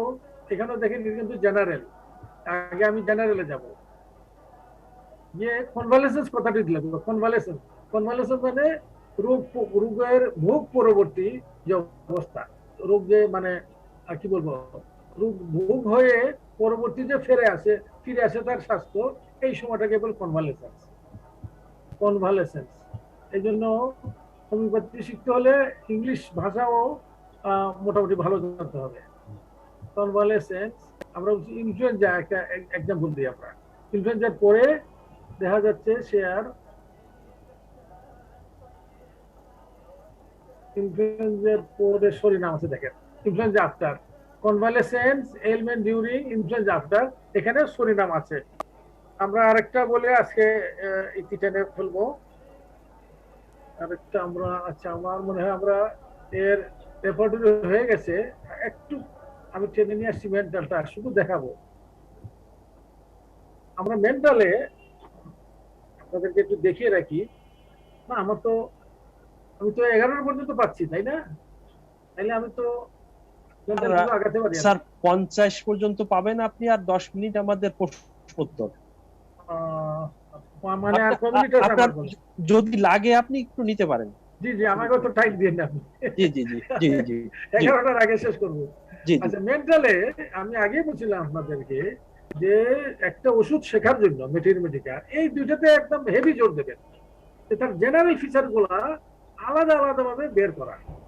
এর জেনারেল ফিচার কি, এর কাতরতা কি, এর লেটারিটি কি, ডান পাশে না বাম পাশে, এর ডিসচার্জের ক্যারেক্টার কি, এর গন্ধ টন্ধ আছে কিনা, এর ব্যথার ক্যারেক্টার কি, এগুলো হলো জেনারেল ফিচার বা জেনারেল সিমটম। মেন্টালের মধ্যে আপনি সবগুলো একত্রে এলোমেলো করে শিখলে হবে না, এটাকে আপনি আলাদা আলাদা করার চেষ্টা করবেন। তাইলে জিনিসটা মানে এটা হবে আপনার মনে থাকবে বেশি, এবং ফুল বৈশিষ্ট্যটা আপনি আপনি এভালুয়েট করতে পারলেন। তা আমরা শরীর নামের বৈশিষ্ট্যগুলোকে আমি শুধু আগে দেখাই দিই কি কি। একটি হলো সে ডিপ্রেস, শরীর নাম অত্যন্ত ডিপ্রেস থাকে, মন খারাপ থাকে তাদের। তার মধ্যে কোনো মানে কোনো কিছুর আশা নেই, নিরাশায় ভোগেছে এক। 2 নম্বর তার মাঝে আছে রিলিজিয়াস মেলানকলি, সে মনে করে যে আমি ভালো কিছু করি নাই, আমার উপরে তো গজব আছে, আল্লাহ আমাকে ছাড়বেন না। তার ফিয়ার অফ পভার্টি, তার বিজনেস খুব ভালো চলে, তারপরে সে মনে করে যে আমার বিজনেস ভালো চলছে না, আমি একটু অচিরেই আমার বিজনেস বিক্রি করতে হবে, আমি ফকির হইতে চললাম।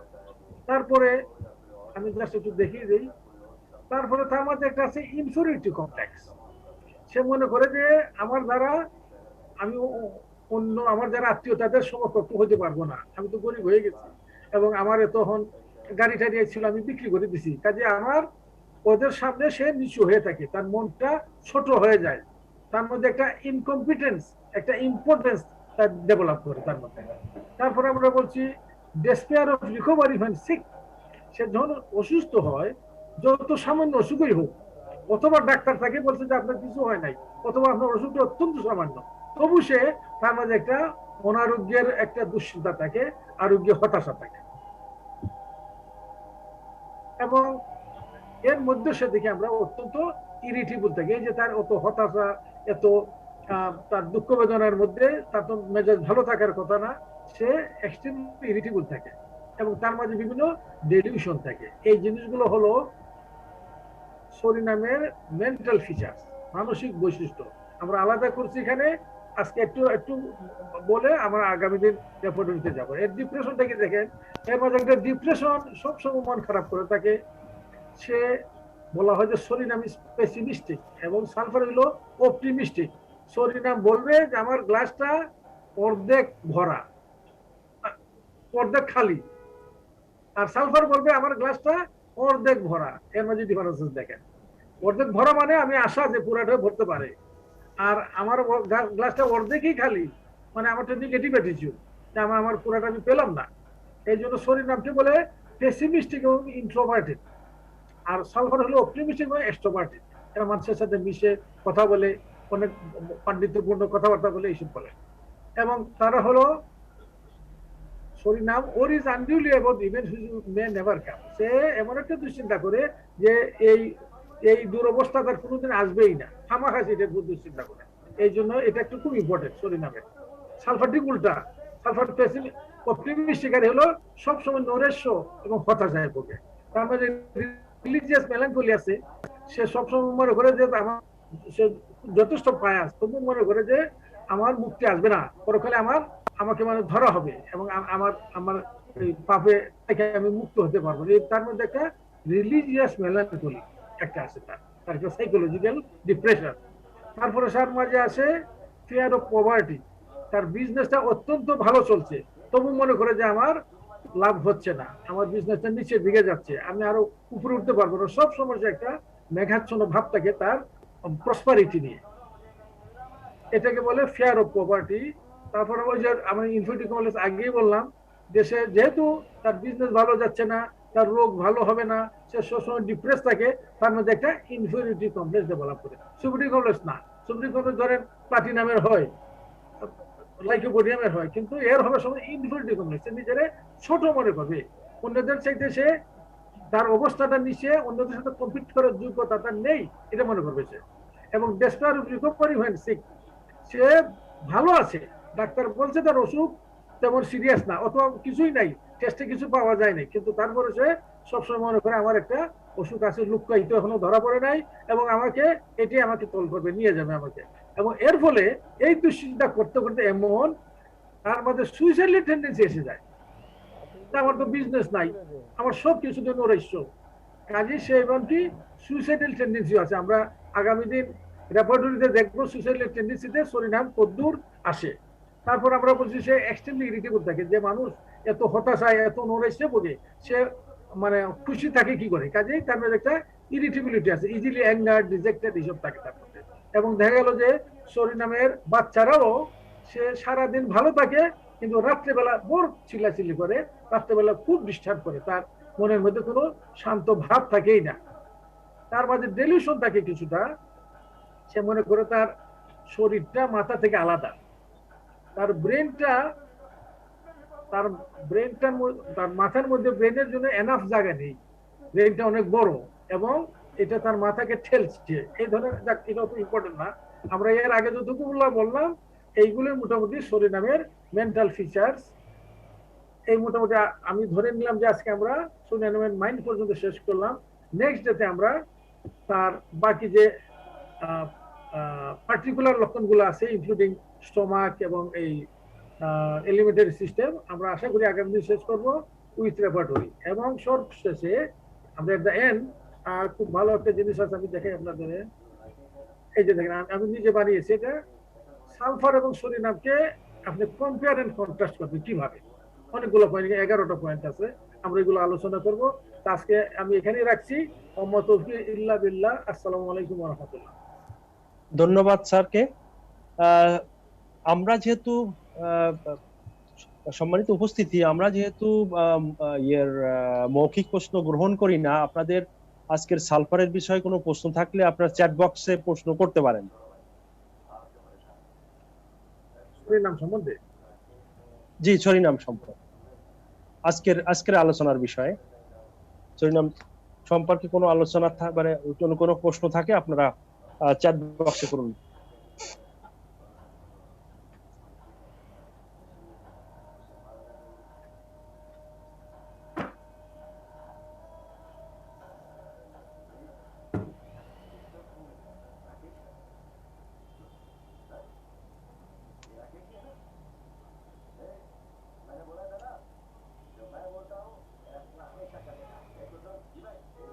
আলহামদুলিল্লাহ, আজকে আমরা 226 কাউন্ট করেছি সর্বোচ্চ পার্টিসিপেন্ট।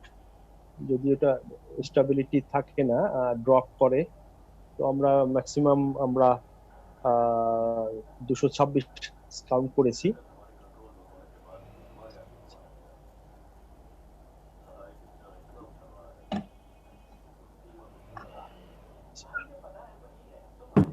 আব্দুল্লাহ গালিব সাহেব, স্যার মেডিসিন কয়দিন হবে? মেডিসিন আপনার কন্টিনিউ আলোচনা হবে পর্ব হিসাবে। আজকে স্যার সরিনাম শেষ করেননি, হয়তোবা আগামী দিন সরিনাম চেষ্টা করবে শেষ করতে। আমি আগে বলছি আপনাকে, আমার স্টাইলটা হলো যে কয়টা মেডিসিন করলাম আমরা, এটা না এর মাধ্যমে এই যে ম্যাথমেটিক্যাল পড়ার যে স্টাইলটা, শেখার যে কায়দাটা, কৌশলটা, এটা আমরা যদি শেয়ার করতে পারি, বিশেষ করে যারা নতুন শিখছেন তারা কিভাবে মেটেরিয়াল শিখবেন, এই ইনফরমেশন, এই মেসেজটুকু যদি আমরা তাদের সাথে শেয়ার করতে পারি, এটি হলো গ্রেট থিং। এই জন্য আমি আসতেই যাচ্ছি, মনে হয় আজকে সরিনাম 1.5 ঘন্টার আলোচনা তো শেষ করা যায়, কিন্তু আমরা যেভাবে করি যে আবার রেপার্টরি দেখাই, ডিসকাস করি, আমরা আসতে গেলে আমার মনে হয় কোনো সমস্যা নেই। জি স্যার, একটা প্রশ্ন আসছে স্যার, সরিনাম কত শক্তি থেকে ব্যবহার করা উচিত? আচ্ছা, আমি এর আগেও ক্লাসে বলছিলাম যে আমাদের এই যে সমস্যা, যে শক্তি মানে ডোজ এন্ড পোটেন্সি, এই জিনিসটা হানিম্যান তার মাথায় নিয়ে গেছিলেন যে এই ঝামেলার থেকে আমার যারা ফলোয়ার তাদেরকে আমি মুক্তি দিয়ে দিই, এবং এই জন্য তিনি ষষ্ঠ সংস্করণ অর্গাননে 50 ওষুধ যে শক্তির মাত্রা সেটা কিন্তু প্রবর্তন করেন। যদি আপনি 50 ব্যবহার করেন তাহলে আপনি একুটে রোগের জন্য দেন, ক্রনিক রোগের জন্য দেন, বৃদ্ধের জন্য দেন, ছোট বাচ্চার জন্য দেন, সব আপনি M1 থেকে শুরু করবেন। এবং আমি মনে করি সরিনামটা আমি বিশেষ করে আমি 50 ml দেই অনেক ক্ষেত্রে, কিছু কিছু ক্ষেত্রে 70 আমি দেই, কিন্তু সরিনাম, পেট্রোলিয়াম, গ্রাফাইটিস এইসব ওষুধ সাধারণত যেগুলো আমি মনে করি যে খুব বেশি অ্যাগ্রাভেশন হওয়ার সম্ভাবনা আছে, বিশেষ করে যদি পেশেন্টটা তার মধ্যে একটা অ্যালার্জিক নেচার থাকে, সেখানে আমি 15 ml দেওয়াই পছন্দ করি। কি জন্য? কারণ ওষুধটা আমি পাতলা করে দিতে পারি, একদিন পর করে দিতে পারি, যখনই বললো যে আমার বেড়ে যাচ্ছে আমি কমাই, মানে আমি বন্ধ করে দিতে পারি। আর আপনি যদি সেন্টাসিমেল 1 ml দিলেন, 3 মেরে দিলেন, আপনি এই তীরকে তো আর ফিরে আনতে পারবেন না। তাইলে তাকে হয়তো একদম খুব বেশি যদি অ্যাগ্রাভেশন হয়, অনেক সময় রোগী আছে মনে করেন যারা সোরিয়াসিস রোগী, আমি এমন একটা ওষুধ দিলে তার মুখে টুকে সব একদম বেড়ে গেল, সে আর অফিসে যেতে পারে না, তাকে এম্বারেসিং সিচুয়েশন হয়ে যায় এইসব ক্ষেত্রে। আচ্ছা, এইসব ক্ষেত্রে 50 ml তো সুন্দর, আপনি M1 M2 দেন, একদিন পরে পরে দেন, আপনি পানিতে গুলে ফার্স্ট কাপ সেকেন্ড কাপে দিন, কত মানে সহজ আছে আপনার কাছে, অনেকগুলো অপশন আছে আপনার হাতে। আর যদি সেন্টাসিমেল দেন, এখানে একটা কথা আছে, সেন্টাসিমেল আমি গতদিন কিছু আইডিয়া দিয়েছিলাম, আমার মনে হয় যদি আপনি যে প্রশ্ন করেছেন ক্লাসে ওই দিন থেকে দেখেন তাহলে এটার আনসার আপনার জানা আছে। সেন্টাসিমেলের ডোজ এবং পোটেন্সির সুনির্দিষ্ট কিছু রোল আছে, এবং এটা যারা বড় বড় দিকপাল তারা দিয়ে গেছে। তো সেই ক্ষেত্রে সরিনামের কথা বলবো, সরিনাম হাই না দেওয়া। যদি সরিনাম প্রথমে আপনি দেন একটা, বিশেষ করে যদি স্কিন ডিজিজে দেন, তাহলে 30-200, তবে বলা হয় মসুর ওষুধগুলা বেশি নিচের দিতে নাই, যেমন আপনি টিউবারকুলিনাম বলা হয় যে কখনো 200 এর নিচে দিতে হয় না, কিন্তু সরিনাম আপনি দিতে পারবেন, 30 দিতে পারবেন, 200 দিতে পারবেন, এর বেশি না দেওয়া ভালো। তবে সেখানে যদি একটা আপনি রোগী সিলেক্ট করলেন যেখানে স্কিন ডিজিজ না, অন্য কারণে সরিনাম, তার হয়তো দেখেন যে তার শ্বাসকষ্টের রোগী, সে চিত হইয়া শুইলে হাত ছড়াইয়া চিত হয়ে শুইলে তার আরাম, সে শীত কাতর, সে গোসল করে না, তার হলো অন্য মানে যেখানে অ্যাগ্রাভেশন কম হওয়ার সম্ভাবনা, এখানে আপনি 1 ml দিতে পারেন। কিন্তু যেখানে অ্যাগ্রাভেশন হওয়ার সম্ভাবনা আছে সেখানে কম দেওয়াই সেফার বলে মনে করি আমি। Thank you. ধন্যবাদ স্যার। আরেকটা, সরিনামের সাইকোটিক ও সিপিলিটিক বৈশিষ্ট্য আছে কিনা, থাকলে কি হবে একটু বলবেন? এটা লম্বা কথা। যেমন সালফার, আমরা বলছি সালফারের কাজিন হলো সরিনাম, সালফারের যা বৈশিষ্ট্য সরিনামেরও ম্যাক্সিমাম বৈশিষ্ট্য আছে।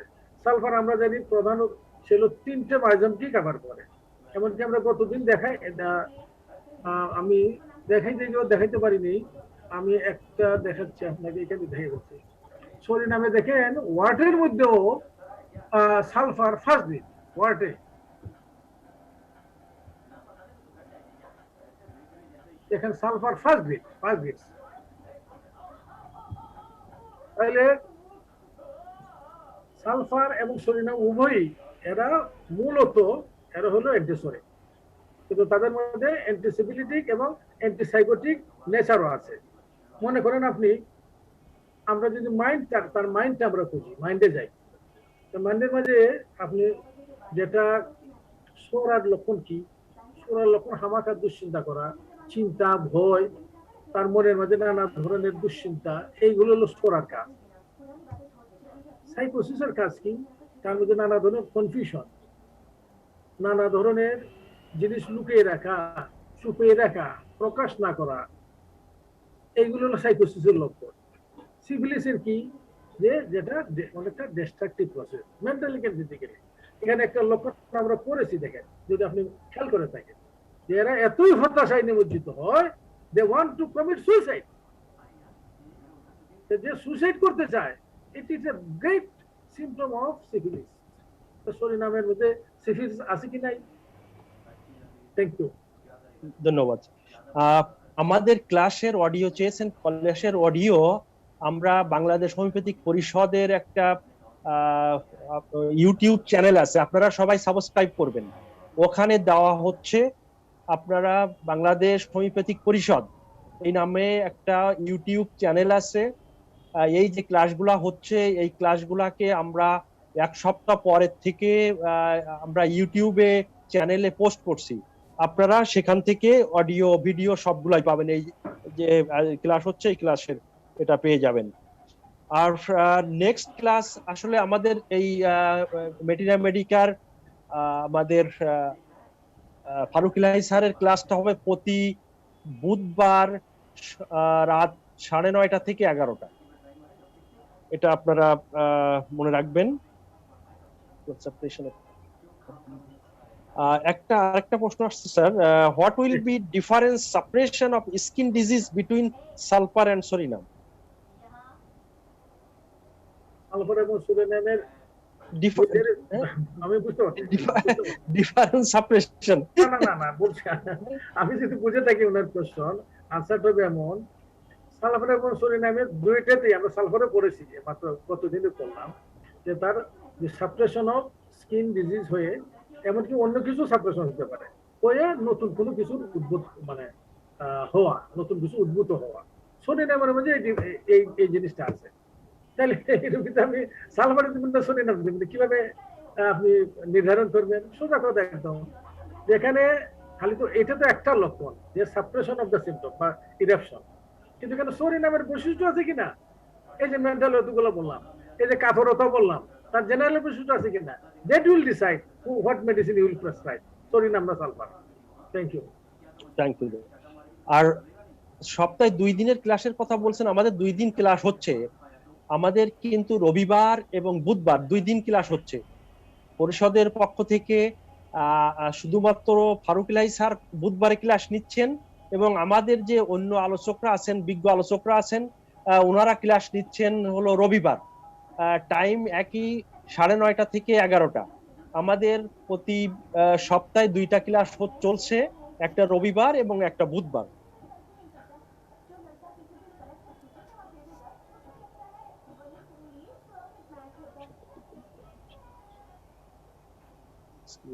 ওকে, আর কোনো প্রশ্ন নাই।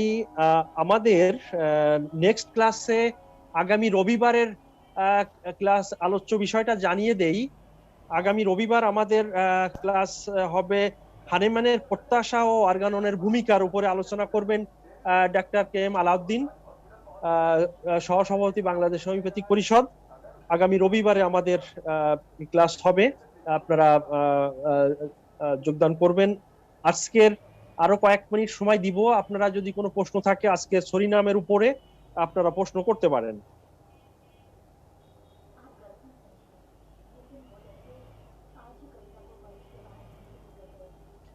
মেটিনা মেডিকা বাদে আমাদের অন্য ক্লাস হচ্ছে, আমরা ধারাবাহিকভাবে অর্গানন, 50 মিলিসিমেল, তারপরে হলো প্র্যাকটিস অফ মেডিসিন।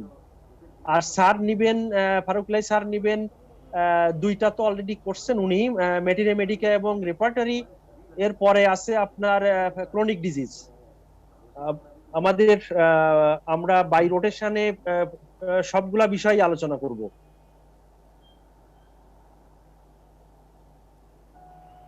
কম শোনা যাচ্ছে, আসলে যারা আপনারা কানেক্ট হননি, অনেকেই অডিও কানেক্ট করেন নাই, তারা বারবার মেসেজ দিচ্ছেন সাউন্ড সাউন্ড, কিন্তু আপনারা অডিও কানেক্ট না করলে তো সাউন্ড পাবেন না।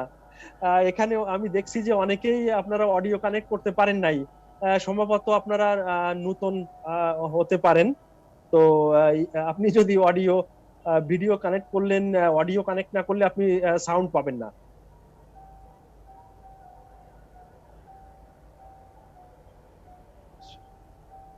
স্যার আরেকটা বিষয় এসছে, difference between hepar and psorinum in চিলিনেস।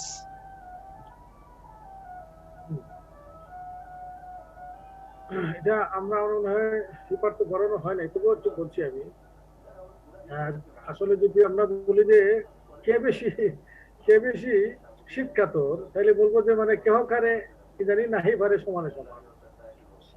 সরিনামকে বলা হয়েছে it is one of the chilliest medicine of the materia medica, এবং সে শুধু ঠান্ডা না, সে ঠান্ডা ঠান্ডা বাতাস, কোনো ধরনের বায়ু প্রবাহ, ঠান্ডা জল, কোনো কিছুই তার মানে ভালো না। এবং এতই সে শীতকাতর, সে গরমের দিনে একদম মিডিল অফ দ্য সামারে সে মানে গরম কাপড় পরে থাকে, এবং যদি শীতের দিন হয় তাহলে তো কথাই নাই, একটার পর একটা কয়েক লেয়ারের কাপড় চোপড় তার দরকার পড়ে। এবং সে মাথার মধ্যে বলা হয়েছে তার একটা স্কাল ক্যাপ পাই এরা লাগিয়ে রাখে গরমের দিনে, স্কাল ক্যাপ মানে টুপি বা পাগড়ি। কাজে এটা তো যথেষ্ট শীতকাতর। হিপার সালফেট কাতরতাটা অত্যন্ত শীতকাতর, এতই শীতকাতর সে তার ঘরের মধ্যে, এটা সরিনাম করে না কিন্তু হিপার করে, তার ঘরের মধ্যে জানালা তো বন্ধ করেই, কিন্তু ছোট ছোট গুলগুলি থাকে, ছিদ্র থাকে, ওইগুলো সে বন্ধ করে। এবং তার যে শীতের যে ড্রাফটটা বিশেষ করে হালকা একটা বায়ু, হালকা, এটা হিপারের খুব মানে অসহ্য। তবে এর মাঝে দুটো ডিফারেন্স বসে আছে। ধরেন হিপারের যে তার ঘাম, অত্যন্ত ঘাম, সরিনামের এতটা নেই। হিপার অত্যন্ত মেজাজি, উগ্র মেজাজি, আর ও তো খালি নিচেই নামছে, ও তো ইনফিনিটি কমপ্লেক্সে ভুগেছে। আমি ওদের কাছে আমি কিছুই না, হতাশ। কাজে এটা ভেরি ইজি টু ডিফারেন্সিয়েট। কিন্তু শীতের দিক দিয়ে দুইটাই ফার্স্ট দিয়ে শীতের পেরেছে। Thank you. ধন্যবাদ স্যার। রবিবারে কিভাবে যুক্ত হবেন? আমাদের এই একই আইডি পাসওয়ার্ড, আপনারা রবিবার এবং বুধবার এই একই আইডি পাসওয়ার্ড দিয়ে যুক্ত হতে পারবেন। আবার বলছি, রবিবার বুধবার দুটো ক্লাসেই আপনারা একই আইডি এবং পাসওয়ার্ড দিয়ে যুক্ত হতে পারবেন। আজকে যে আইডি পাসওয়ার্ড দিয়ে যুক্ত হয়েছেন, রবিবারের ক্লাসেও এই একই আইডি এবং পাসওয়ার্ড দিয়ে যুক্ত হতে পারবেন। ধন্যবাদ। রাখা দরকার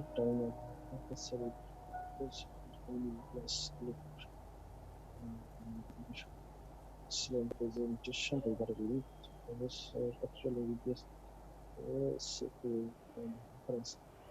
সালফার সরিনামের ডিফারেন্স স্লাইডটা, সালফার সরিনামের ডিফারেন্স স্লাইড তো আগামী ক্লাসে আপনারা পাবেন। এটা আজকে না, আগামী ক্লাসে পাবেন এটা। জি, এটা আমি যতটুকু আলোচনা করছি এর মধ্যে বলেন তাহলে ভালো হবে। আগামী দিন আমরা পুরাটা করব, তখন পুরাটা করব, কোনো সমস্যা নেই। আমার মনে হয় পরিণাম বেশি তো আলোচনা হয় নাই, আর আমার মনে হয় আর না আমরা শেষ করতে পারছি কোথায়। জি, আর একটা আসছে sir, how can we treat patient when skin disease aggravate after use psorinum?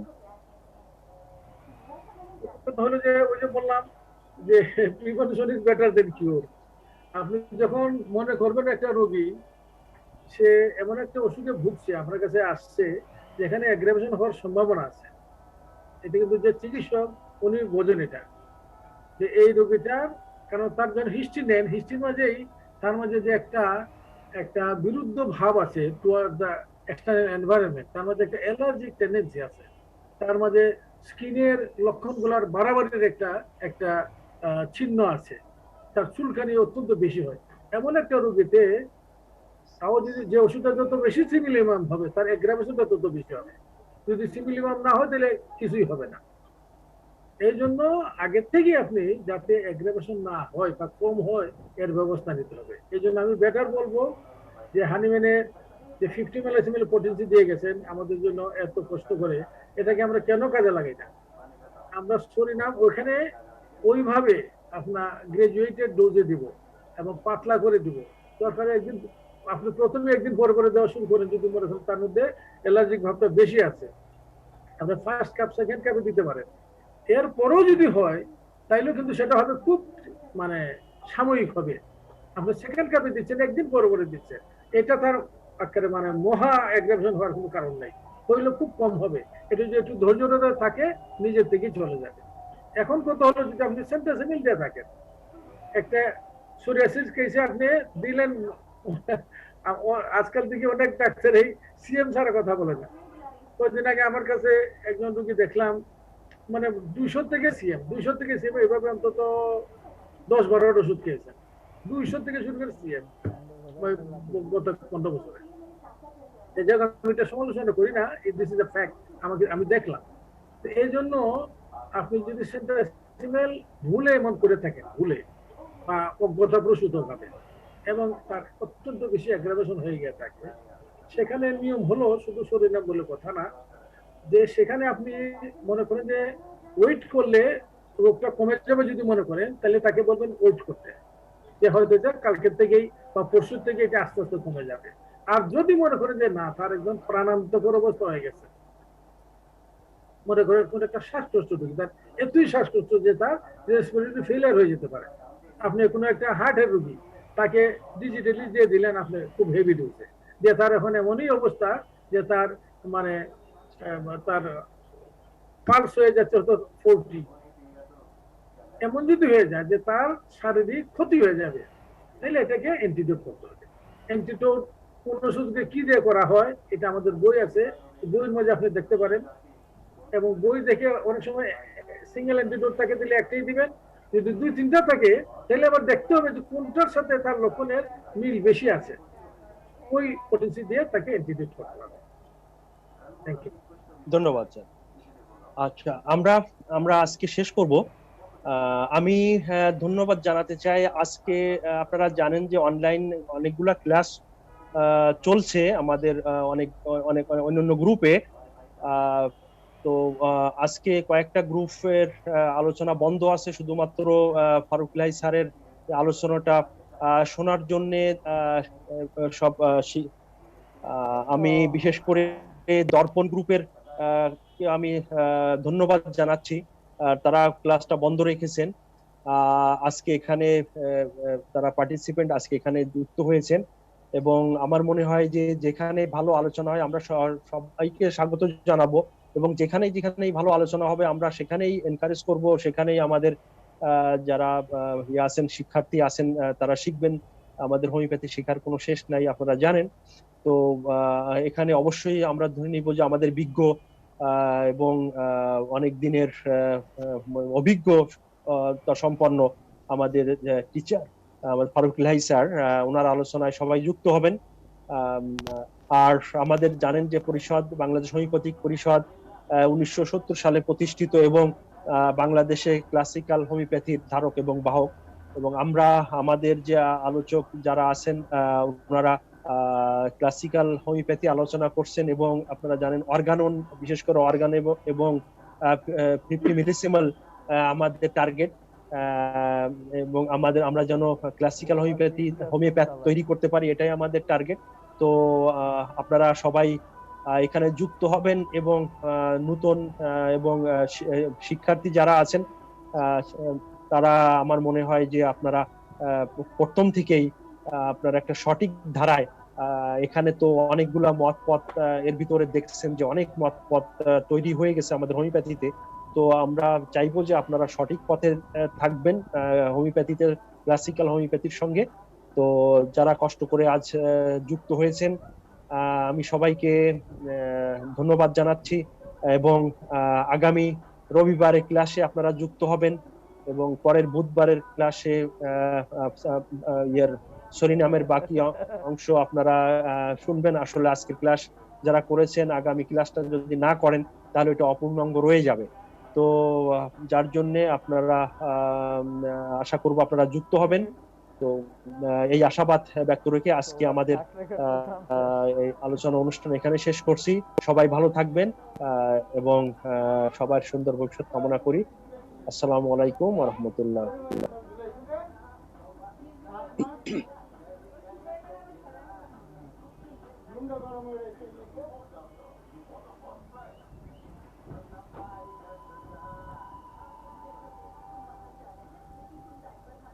কি বুঝাইছো কি বুঝলাম না।